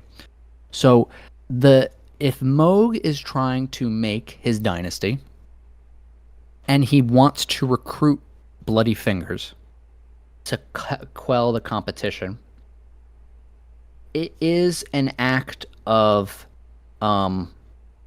rejecting everything that you've been taught. This is going to be a big, long answer. So the answer is essentially yes. It's before Mikkel was introduced. But the reason why is the lands outside of the lands between are mostly dominated by the Golden Order Two Fingers religion. We know about the Confessors who are tarnished, and that people like Korn come from outside the lands between. and they are indoctrinated with this religion of the Two Fingers, the Golden Order, and the Erd Tree in America, even though they don't live in these lands. It's essentially a creation myth where our ancestors came from heaven, where gold dripped from the trees, and your mom is a god, and everyone was awesome. And then when you die, you will come back to life in this heaven. And you will have the chance to be king if your soul is pure enough. That's that's like kind of like straightforward, religious promises. So when Tarnished arrive in the lands between, they are supposed to be given a finger maiden who is going to guide them down the righteous path of the Two Fingers. I don't know. Most likely, Tarnished don't have like the best memory when they wake up after being dead, so you need someone there to indoctrinate them. Essentially, to get people dedicated for Moog's cause, saying, no, this religion you're a part of is bad and wrong. You should join my religion. But to really show that you are into my blood cult, kill the woman who has been indoctrinating you. Do something vile to show your loyalty to us. So there's a really interesting dynamic there about the culture and the religious practices that, I know this sounds like I said a lot of stuff there. Where is this coming from in the game? It's all in the items, it's all in the game. That we can pull these conclusions from without having to look outside of it. This isn't anything in A Song of Ice and Fire. This is there. Oh, there's books of knowledge, those of them. So yeah, before Mikola, and it's all really interesting stuff. I hope I wasn't too rambly. No, no, I think that was a good answer. I hope Scum is still around and feels Well, satisfied with that answer. he can always DM me and Yeah, we'll talk about that's true. it. Um, Him and I have like really long conversations. Like we had a phone conversation about the lore like for like I think 4 hours a week ago. oh, wow, that's incredible. Yeah, I will do the same thing with a couple of people. So it's something that I feel like the amount of words I could throw at it is truly endless. Um, but Brandon Jensen says, "What do you think the Great Will's intentions are?" I'm sorry, maybe it's the Greater Will's intentions are. Yeah, probably just Greater Wills. If Great Will they're is his dad. trying, yeah, if they're trying to control life, what is his goal for this doing? What is his goal Also, for doing the this? greater wills the greater will is essentially the god of order. So what does it want? It just wants order. It just wants things to be orderly. It sends down its vassal. At first, it sends down Metter, which is kind of fungally. It can communicate back and forth. It makes two fingers. They can communicate back and forth, and then it sends down the Elden Beast. So we have an order. In its goals. First, it's sending this thing to a planet. They communicate. Then it sends its vassal beast, the Elden Beast, which is the incarnation of order. From here, I think we could deduce that there are many metters that are sent to many planets to find out viability for Elden Beasts. Then it sends an Elden Beast, and that is the Elden Ring, and it creates order. The Two Finger Talisman shows that it is the two fingers, or Crimson Seed Talisman +1 shows that it's the two fingers planting the Erd Tree seed. And as we talked previously before, the Elden Ring is that Erd Tree seed. So, and when we get to the final boss in the Elden Beast room, we see spectral Erd Trees all over the place. So it seems like the Greater Will's goal is to have order throughout the universe, and the way it enacts that order is by planting Elden Rings there. We know that the Elden Rings control order because when it's shattered, order changes. When runes are removed from it, order changes. When mending rings are added to it, order changes once more. So it's not good, it's not evil. It just wants things to be orderly. There is a great Oliver Wilde quote, or Oscar Wilde. I was thinking Olivia Wilde. Oscar Wilde quote: "Without order, nothing can exist. Without chaos, nothing can evolve."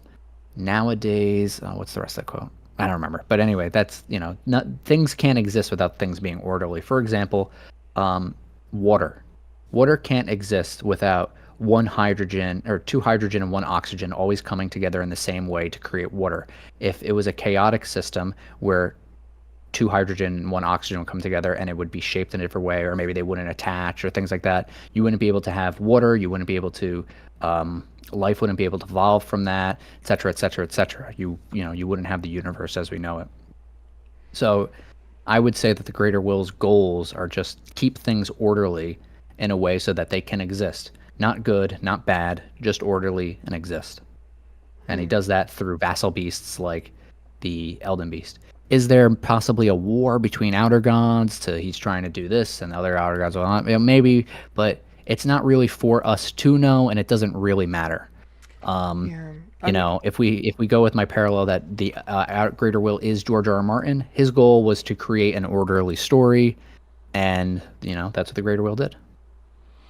and the fascinating thing about that is that's also applicable to the real world.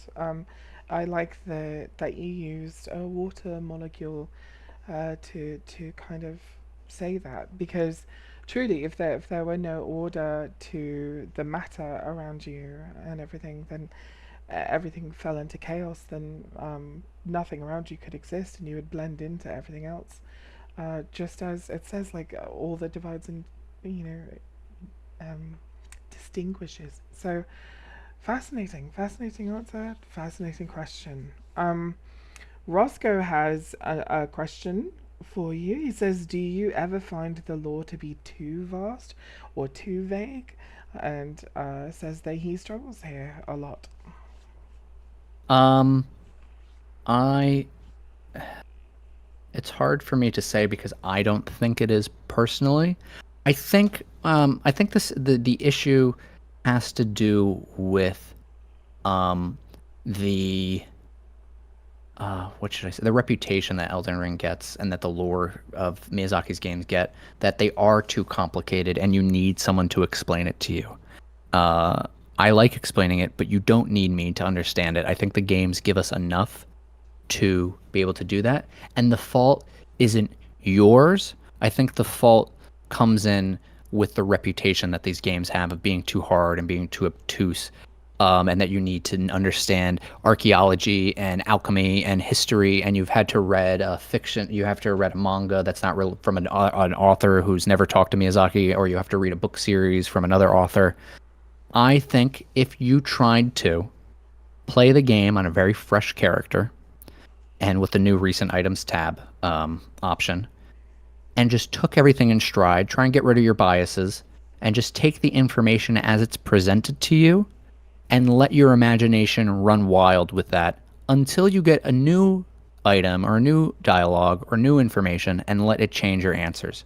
So, what I mean by that is you start the game and you only have so many items in your inventory. And then you pick up a mushroom and you read about the mushroom, and then you play the game later, and then you pick up another item that kind of like says something a little bit different, but it adds a little bit more context to that mushroom you picked up earlier. So then you just connect in your minds, and then you build out a picture that way. I think if you do a little holistic approaching it while you're playing the game, it will make sense to you. You just play, look, listen, and read the items as they come. You don't need to take notes. You don't need to watch a video. Just play the game and absorb it. Play it with the mindset that your character exists in this world and they want to know what's going on. And they can only learn by what people have already told them and what's in your inventory. And I think if you approach the game that way, you will come to, I think you will come to similar conclusions that I do. The only cheat code you should have is that you know about the law of causality, which is the end game item. That one tells you how to figure everything out. You have all these links, now put them in order. So, I think if it this is my next video is on this too, the Godfrey video, that you can read all the items in a wiki, but that doesn't tell you the story. To understand the story, you have to play the game and understand when they're giving you information and why it's important. Don't try and understand Elden Ring after you get to the credits and are like, all right, what did I do? Let's try and figure it out. Try playing the game and understanding it while you're playing it, because that's the intended method to experience the story, and it will make a lot more sense to you. It's a struggle if you try and complete the story in your head after the fact. work on it while you're playing it, and it'll come together. As a for my Godfrey video, I'll use this as an example, but we go much further with this. The reason why Godfrey is a really important character is because he's a repeat boss that happens after Godric. It tells you something very interesting. Godric has a dragon to graft, but Godfrey doesn't. So why does Godric have a dragon, and why doesn't Godfrey? And then from there, you could start answering those questions. Um, and then we know that Godfrey was captured by ancient Dragon Knight Kristoff, and be like, oh, okay, well maybe Godric is trying to impress the Dragon Knights because Godfrey failed, so maybe he will succeed into something else. And then, just have your mind and your imagination work that way. And I think it will come more clearly, and it will be a lot of fun. You will have a lot more fun playing Elden Ring, and coming at its story in that direction. It and I think people who play the game in the future, who don't know anything about the story or the difficulty of Elden Ring, and just buy the game with Shadow of the Erd Tree and get that recent items tab, they will probably know the game better than anyone else ever could. I Okay, think sorry for that big long answer. no, I think you have the best answers, and I think they're excellent. And they give us a lot of insight into a lot of other things, but definitely helps things make sense. Now, Devil Lightning has a plethora of questions for you, and seems to be the only person still asking questions. Um, let's see. The first one that I see in their line of questions is, why does the Shadow Tree avatar drop Mikla's Great Rune? Did it exist before his arrival? The Shadow Tree avatar exist before the arrival? Most likely, it's an avatar of the Shadow Tree. Why does it have his Great Rune? My assumption was that Mikula was there and he left the Great Rune there, or I don't think he shattered it there. I couldn't say if he could have shattered it there. Why would he shatter? I haven't thought about that. Why would he shatter it at the base of the tree? How do you get there? You have to go You through. have to go through Mesmer's castle, and you Yeah, but come which through side? you have to go across like a bridge, and it's really creepy and Is it from the scary. church district? Yes, but then you go down a tunnel, and then you go through.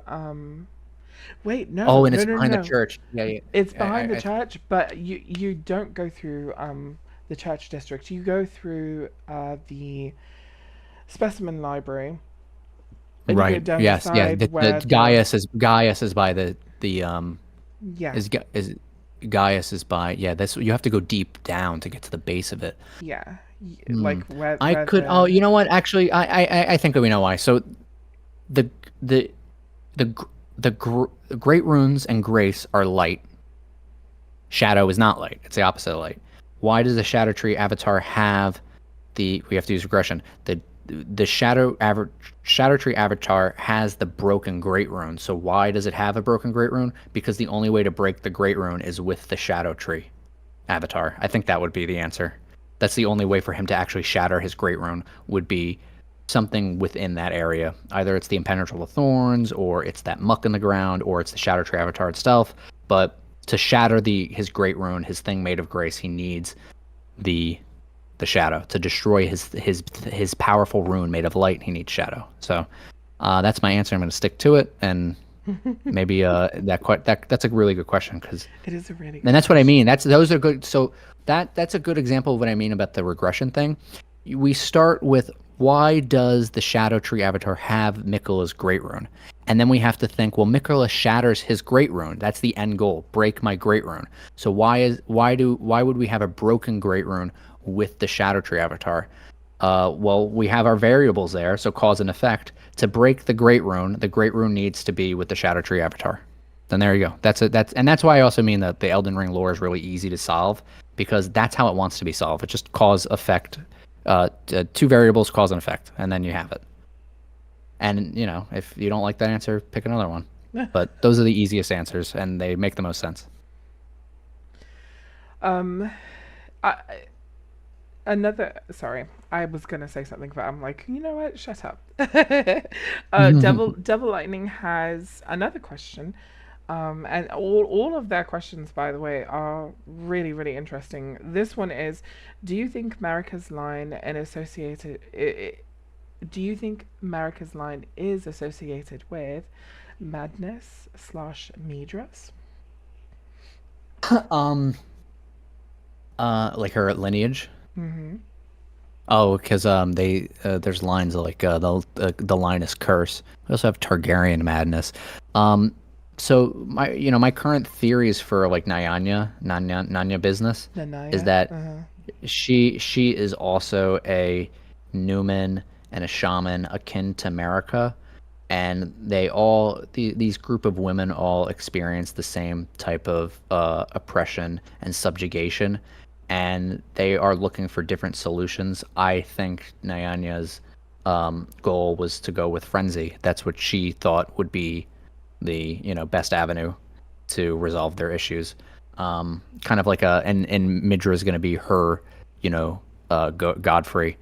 Um, so that's where my head's at with that. That she is, she's not. It's not Marika specifically, like Marika and her children and Frenzy and Madness, but just a group. Her family, her I guess her genealogy, her people can all have differing philosophies and desires, but they all have the same shared history. And yeah, that's my answer. I don't know if that makes sense. I think it kind of does. that Because that she that it's not America specifically.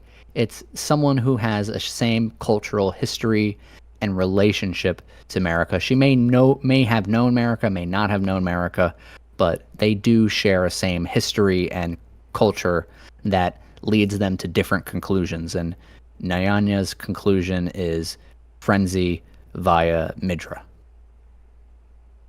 whereas Marika's conclusion was order via um, removing death from the Elden Ring. so you think that It turns out, Nanaya was trying to ascend to godhood? no, she's not trying to ascend to godhood. She wants Lord of. She wants frenzy. She wants to end everything in frenzy. She's her. Okay, so she's For my influencing Midras to go down Yeah, that path. well, I mean that goes into my larger thing where America's goals are to free her people from subjugation, Hmm. and her avenue is through what the two fingers have told her to do, which is essentially become a god. Yeah, that's also in the Godfrey video. Godfrey explains everything. Fascinating. So the next question is another hard hitter. This person's better at this than I am. Devil Lightning asks, was Marika a god slash ruler of the Hornsent who sent out inquisitors, etc.? The stakes of Marika in the lands of shadow indicate an age of her influence. What do you think? I don't think it's America who sent the Inquisitors. The Hornsent already have a vested interest in not having frenzy, because we learned that frenzy burns up souls, and souls are stored in horns. This is revealed to us. So it's hinted to us early in the game with the ancestral spirits and the budding of horns. It's very spiritual, yada yada. And it isn't until we get to I think the Raw ruins where we get the beast horns that are infused with spirituality, and then we get the spirit calculus, and we get the Raw burrows, and we learn that spirits somehow manifest their way into horns. Um, and they um, since the horn scent culture is focused on attaining a lot of horns and essentially a lot of spirits, frenzy is no bueno because that will kill spirits entirely, and that is not something they're into. The stake of America is an age of her influence. Yes, well, so I think America has been a god for a very, very, very, very, very long time, including the statues in Ra'u showing the woman with the hat and stuff. I think that's America. Um, I think the woman in Farum Azula with the three wolves, that is America. I think, there has only been one Empyrean to ever ascend to godhood, and that is America. She is the eternal for a reason. Eternal. America the Eternal. Let's see. Um, Devil Lightning is still the only person asking questions, and says, "What are your favorite examples of religious, spiritual, philosophical literalism in Elden Ring?" Oh, it's the Golden Order fundamentalists. I don't know if that answers it, but I mean, like, they're a religious order who they essentially, unless you mean like real world stuff. But I like that the fundamentalists there, they have been like my guiding light for understanding Elden Ring. It's not the way that they see the world is correct, but that how they see the world, the events of the world, correctly. Um, uh, by seeing everything in a chain of cause and effect, that they essentially see all events happening at once, and it causes their brains to break. And I like that. So I don't know if that answers that question. I don't know if I'm using literalism right. I'm not a spiritual or religious person, so I don't know if that's the I don't Yeah, know if that like gives me not equipped to answer that answer correctly. I don't know. That was a satisfying answer for me, but I too am not spiritual. So, um, And it's let's okay see. that you are. Whatever is in your head that makes you happy, that makes me happy. I think they were because they said religious slash spiritual slash philosophical. So I think I they. guess I want to expand on that, and I actually do like the causality thing, and it's something that I live by too, because it comes from something in Berserk that I love. There's one great quote. I'm gonna butcher it, but it's when Skull Knight is talking to Guts, and he says something along the lines of, "You cannot stop the moon from reflecting its light off of the water's surface. Mm, It is that which already was. However, a leaping fish can breach the water's surface, and its ripples will change that reflection. So you cannot change what happened before, the causal chain that has led to this point in time right now. You can't change the past.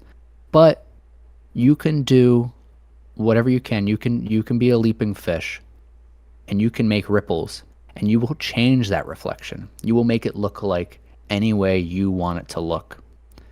And I think that is a very, very powerful way to live your life. It's kind of like the saying that it hope is a oh gosh, what is it? My brain is I gotta look it up. Hope is a discipline. It's something we have to do every day, and that's kind of how I see it. Whatever terrible things have happened before are happening now. Um, they don't have to be happening in the future. The future is what we want to make it. So, although we have these causal chain of events that lead to us in our present history of time, we can hope and we can do things to make it different. We can be a link in the chain that um, changes the reflection of the moon on the water surface. that's incredible that you remember that. That thing about the moon and the fish making ripples, changing their reflection. That's incredible to remember, but it's also just beautiful. Like that imagery, but also the meaning behind it. That you can't change the things that are inherently going to happen, but your actions can make ripples. That's just beautiful and incredible. Um, Brandon Jensen asks, "Who's your favorite character in Elden Ring?" I already know the answer, but this person doesn't.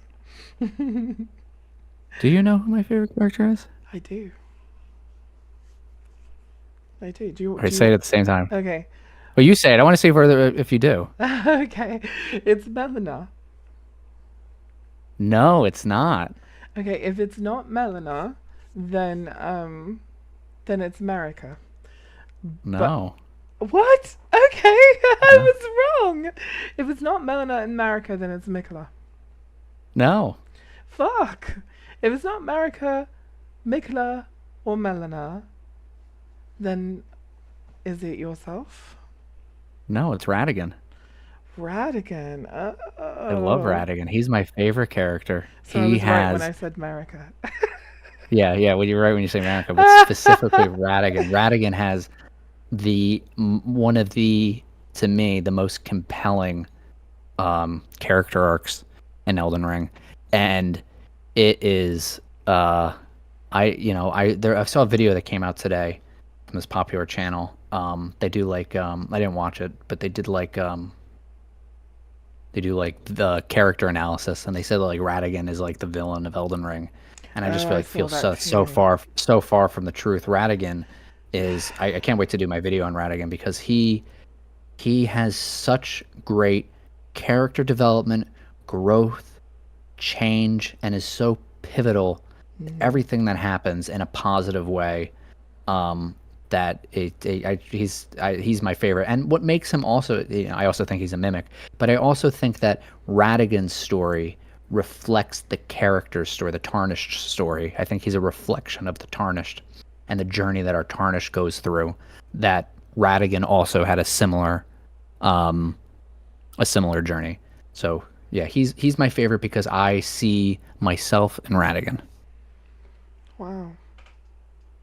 Well, that's cool. I would definitely, don't tell Kristen because I would definitely have thought I would have thought that Melina would be your favorite because you see Well, Kristen in her. I also think Melina is the spirit. I also think Melina is like the true spirit of America and Radigan. So they're all the same, really. I have a theory on that, and I think I kind of shared it with you before. But yeah, I think they're all the same too. Um, but this is not about me. This is about you. And someone has another question for you. Lulu is asking a personal question, and she says, Jack, do you mind me asking what your education/career background is? My initial guess is education history or education, lol. But I could also see marketing or something research heavy. I wanted to be like my dream is like history teacher, but I am a cybersecurity engineer. I mostly work on. I do also like live, like I SOC work, live response to malicious threats for the company I work for. Uh, and I also do the engineering side of creating and implementing security systems. That's what my master's is in. So none of those. I do security. Surprise! But cybersecurity is a very anyone can work in anyone could get into cybersecurity because it isn't just like coding and knowing how to use a computer. People there's a wide array of people within cybersecurity who have backgrounds in so many things that are useful for creating secure environments, including philosophy and history and marketing and education. Um, because what you're essentially doing is you're trying to make technical um, technical stopgaps for stopping people and from exfiltrating data. And it isn't just having the most secure firewall. It's also knowing how people operate and what motivates them and what compels them to do the things that they do. So Social it's a wide engineering. field. Yeah, yeah. I mean, most cybersecurity incidents occur from someone clicking a phishing email. So, and that's people being manipulated to click on something they shouldn't. So, uh, it's good to have a wide breadth of knowledge and things to be able to um uh a wide breadth of knowledge to be successful in cybersecurity. So Devil Lightning wants to know, hold on, I've just scrolled way up to it. It was about the vulgar militiaman. Wants to know, I want to hear Jack's thoughts on the vulgar militiaman. They even got the honor of Shadow variant. What is the Munchkin Man law? Oh, so that one's really fun. It's because everyone's getting smaller. And being short is seen as bad, and that comes from Song of Ice and Fire. In A Song of Ice and Fire, there is a lot, a lot of people who are 7 feet tall, and then a lot of people who have dwarfism. If you know Game of Thrones, Tyrion Lannister, played by Peter Dinklage, he's a dwarf, and there's a lot of them. So much so it's like it's a cultural thing. There's so many people who are 7 feet tall in that, and there's so many people who are short. And the reason it translates into Elden Ring, where we have people who are descendant from giants, like Radahn, as we see on the screen right there, and then we have people who are just too small and they're scorned for it.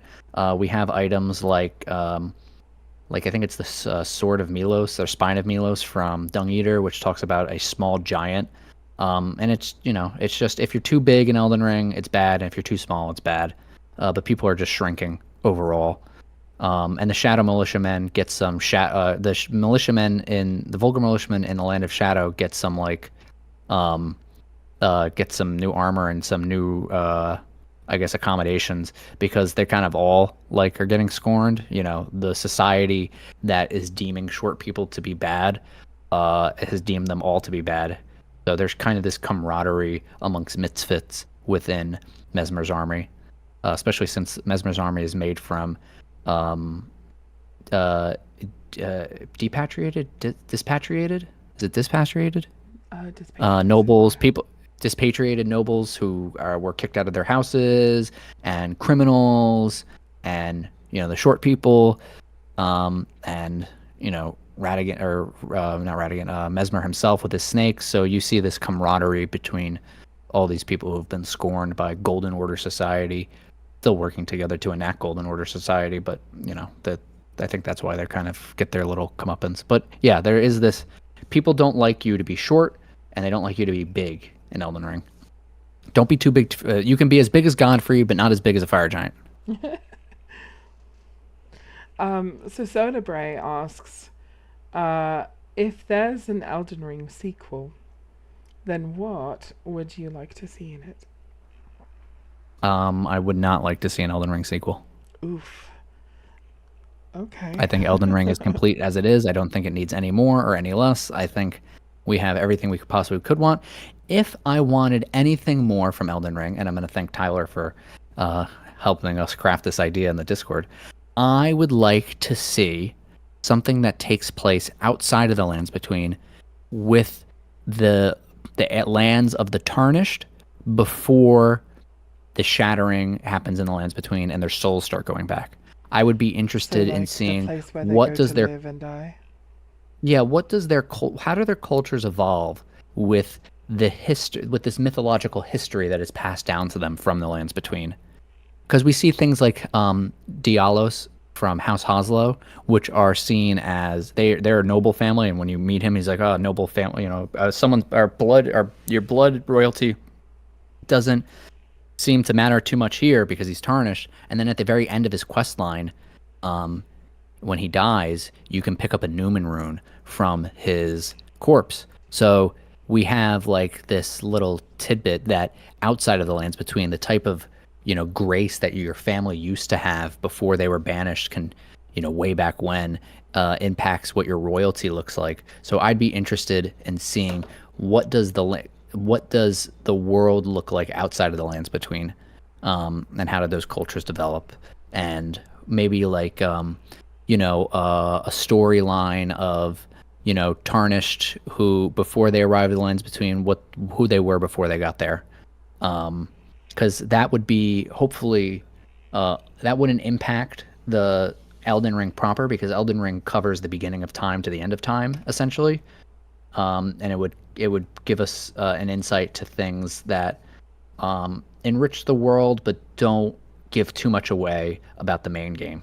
Learning about the cultures of the Tarnished cities would essentially just be any other, like it would be any other fantasy show or book or movie, but would still have a little bit of an Elden Ring connection.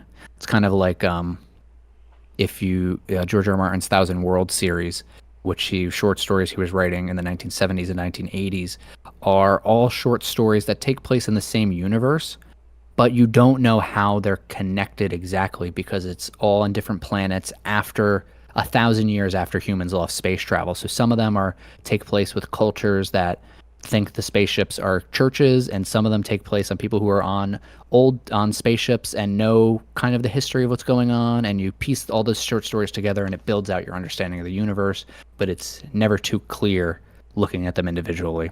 And I would like that for something else with Elden Ring. where it doesn't give too much away by being a sequel or a prequel. But maybe if we saw outside of the lands between, what do the Two Fingers churches look like? The teachings to the Tarnished. What could that teach us um, about Elden Ring proper? So that, yeah. Really good answer. And that actually was such a good answer that it bled over and answered Brandon Jensen's question, which Oh, what was was that? his question was, if there was an Elden Ring 2, what would you want it to look like? And you did Oh, there you ask. go. So he literally retracted the question. But anyway, let's see. Lulu, as a comment after her question, said, "Oh wow, she wouldn't have guessed that you were in tech at all because you are not very tech, broy," and she means that as a compliment. Oh, thanks. Yeah, I have an associate's degree in IT, a bachelor's degree in computer science, and a master's degree in cybersecurity. But I like fantasy books and stuff. I don't know, like every other nerd. But I'm not into like tech stuff. Crypto is stupid. Yeah, it's funny because I don't know if people would know that I'm a nurse if I didn't say it constantly. Because what about my interests has anything to do with nursing?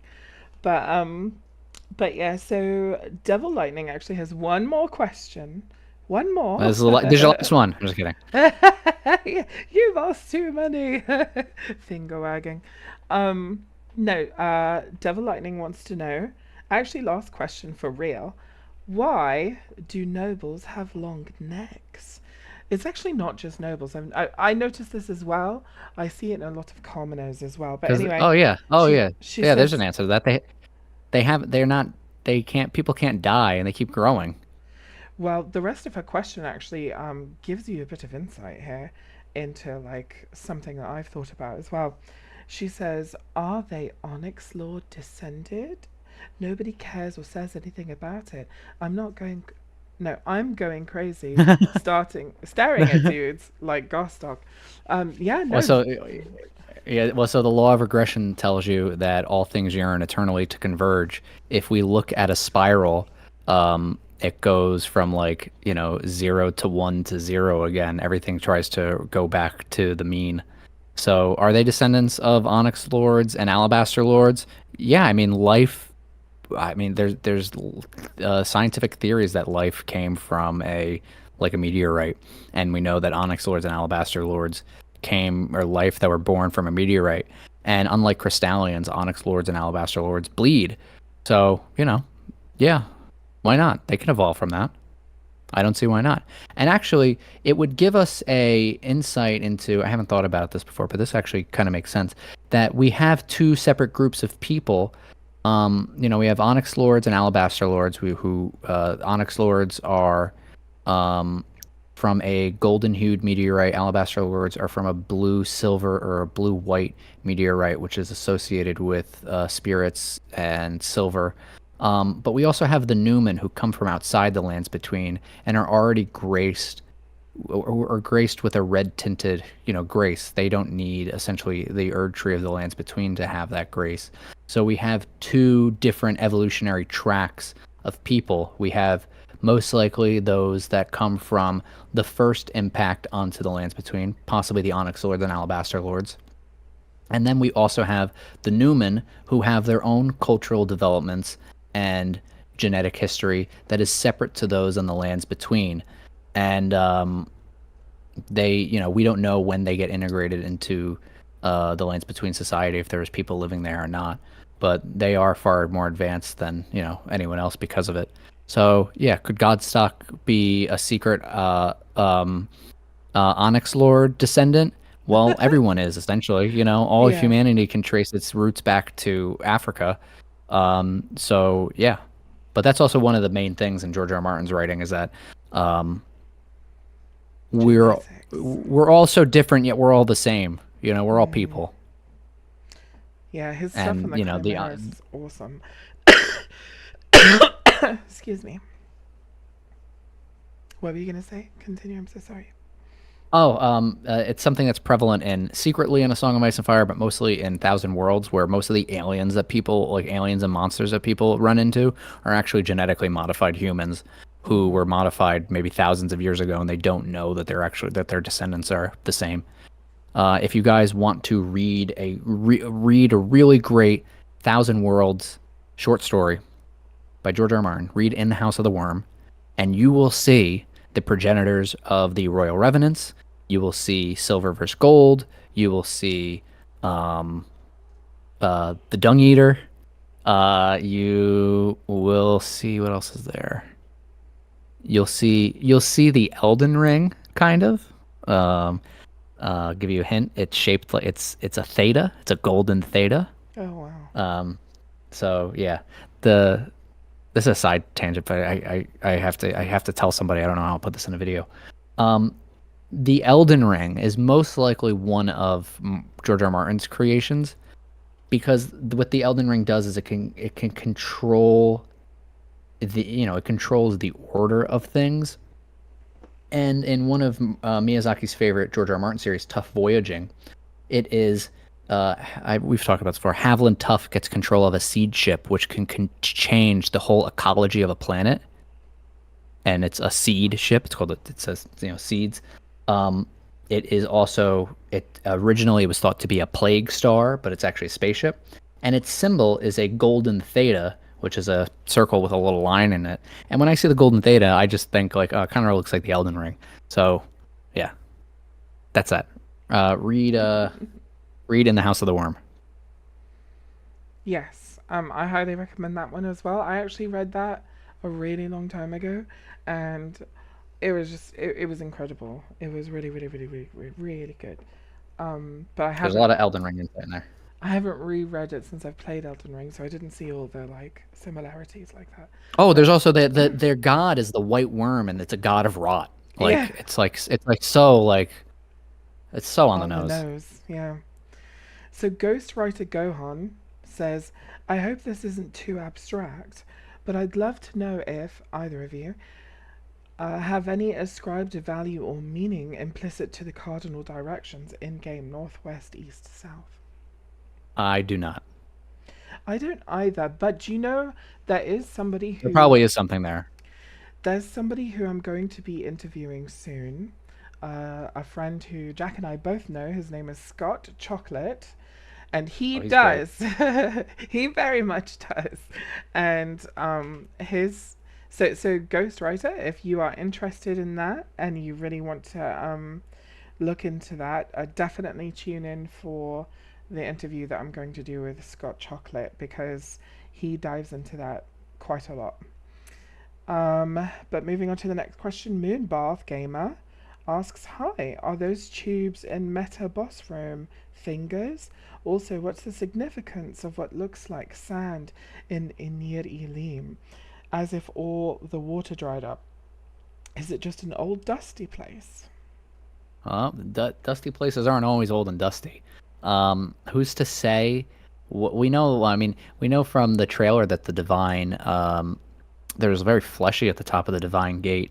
I think it's supposed to evoke like the sands to me evoke like an hourglass. They evoke a bygone era. We have those the boats with the goat heads that show the dead being like a procession on them. So, and it's right next to it's the Bellarat is close to Rao, which is a very water centric area. So I would assume that it is dried up. I couldn't give any, what that history would look like. I haven't looked to see if there's any waterways in there, but that might be a worthwhile investigation. Um, so yeah, it was not always dry. And then for the tubes and Metter's boss room, so those ones, I think Info was just looking at that in the live stream. Um, I think he was saying like maybe it's digestive, like maybe like that's like things like fall down there that are being consumed. I kind of like since it's beneath the water, and we have we can contrast it to the Elden Beast boss room that has like the Erd trees above. Um, I'm not. It could be that's like, maybe it's like the garbage chute. I'm not entirely sure, but there is definitely some. Uh, there is. They definitely mean something, but yeah, I'm not too sure. I'm not too sure what they are. I haven't really. Oh yeah, emphasis that they're spirit worms. Actually, I think the spirit worms are jellyfish. There's a parasite Yeah. that is also that is a jellyfish and a worm, but maybe they Do you could be know the what's spirit worms. They do could you, be. I don't know. do you know what's fun about those spirit worm eel things? They've got little They have little legs. yeah, they've got little legs below the ground, but before they get aggressive and start shooting out this stuff, they've got these little tufts on the back of their heads that look like hair, Oh, the but little hair. Yeah. very reminiscent of the two Oh, the fingers hair. fingers. Yep. Yeah, Yeah. so it's really fascinating stuff. Oh yeah. Oh yeah. And I think they're failed. I think they're failed. They're the spirits of failed two fingers. fingers. Ooh, that's so Well, you know fascinating. what that could be? You know Especially what that could be? That they could be the have little spirits. hands with It could be five them fingers. spawning. Well, yeah. Well, so do the lampreys, which are people who fail to become two fingers. Ooh, that's Two so fingers are mostly people. Oh, fascinating. so those tubes, yeah, actually, you know what? This is what we're gonna go. The tubes are a recycling system for the mother of two fingers. For the people who fail to become two fingers, they funnel their soul juice or whatever back into her so she can create more. And that's my answer. We'll go with that until everyone comes by. Roscoe wants to know if you're Canadian. No, I'm from Jersey, baby. I'm from Jersey, and you're not. From Jersey. A State um, of the Union. see, I thought I saw another question somewhere, but I don't see anyone asking questions. Okay, so is that all the questions, or does anyone else have another question? Is that it? I think I We think did it. I think that's all the questions. But you know what, Jack? This has been so much fun. It's been wonderful. I really, really enjoyed this. I hope that you guys all really enjoyed this too. Um, Scum Info is going in hard with the Joyzy accent, but I've really, really, really enjoyed this, and I know that I'm going to be asking Kite to come back for another interview. Um, I don't know if you'll be interested in doing another interview, but No, I I was would interested in talking. I would definitely love to have you on stream again and talk lore, even if it's not in like an interview format. Um, and we can do stuff like show each other stuff back and forth. We can engage with the audience and all of that. This has been loads of fun. I really, really enjoyed this. So thank you so much for coming along and for being Thank willing you for to. having me. Yeah, I mean, of course. And thank you. And then thank you for being, you have always been um ever since my first video, all you have ever done is shown so much kindness and respect. And the words that you've given me have brought a lot of joy. And if, your specifically your comments are, some of the reasons why I continued to make videos because it felt so validating to have one other person out there hear what I had to say, and react so positively to it. I came into making Elden Ring videos because I didn't feel like I was being heard, and that I felt like I knew what I was talking about and I had something valuable to say, and that no one wanted to listen. But you really you opened your ears and you opened your heart to the things I had to say, and because of that, we've become friends, and it moves me greatly.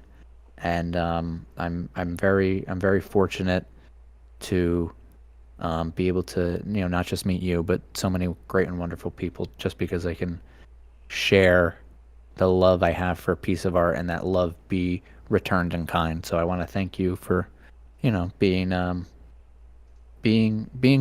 just being you. Being Thank you paid for for being you. kind. You're absolutely welcome. I mean, it sounds weird to say you're welcome for me being me, but but no, really, truly, it's been a pleasure. It's been a pleasure to be like an avid Jack as a mimic enjoyer, and it's been an even greater pleasure to be part of your community, to be so uplifted by you. You've been so gracious and generous and incredible to me as well. You really put me in the spotlight in ways I would never have thought were going to happen, and who've been very supportive and just so much love right back at you. And I'm just I feel so privileged to be in your circle and in your community, and one of your friends that you've made along the way. And between you and Kite, I just you know it breaks my heart and heals it all over again. It's incredible. Well, So I won't forget you when I have 1 million subscribers. Thank- I'll still be your number one fan though. Even then, I'll still be your number one fan, and I'll still be one of your mods. So of course you won't forget me. Yeah, yeah, yeah. I still got a long way to go. Well, thank you guys so much. Thank you, thank you. We will definitely do something like this with Jack again. I hope you guys will show up for the next time. Thank you, everybody, for tuning in, for asking Jack questions. And once again, Jack, thank you so much for coming on and agreeing to do this. I really appreciate it. And I will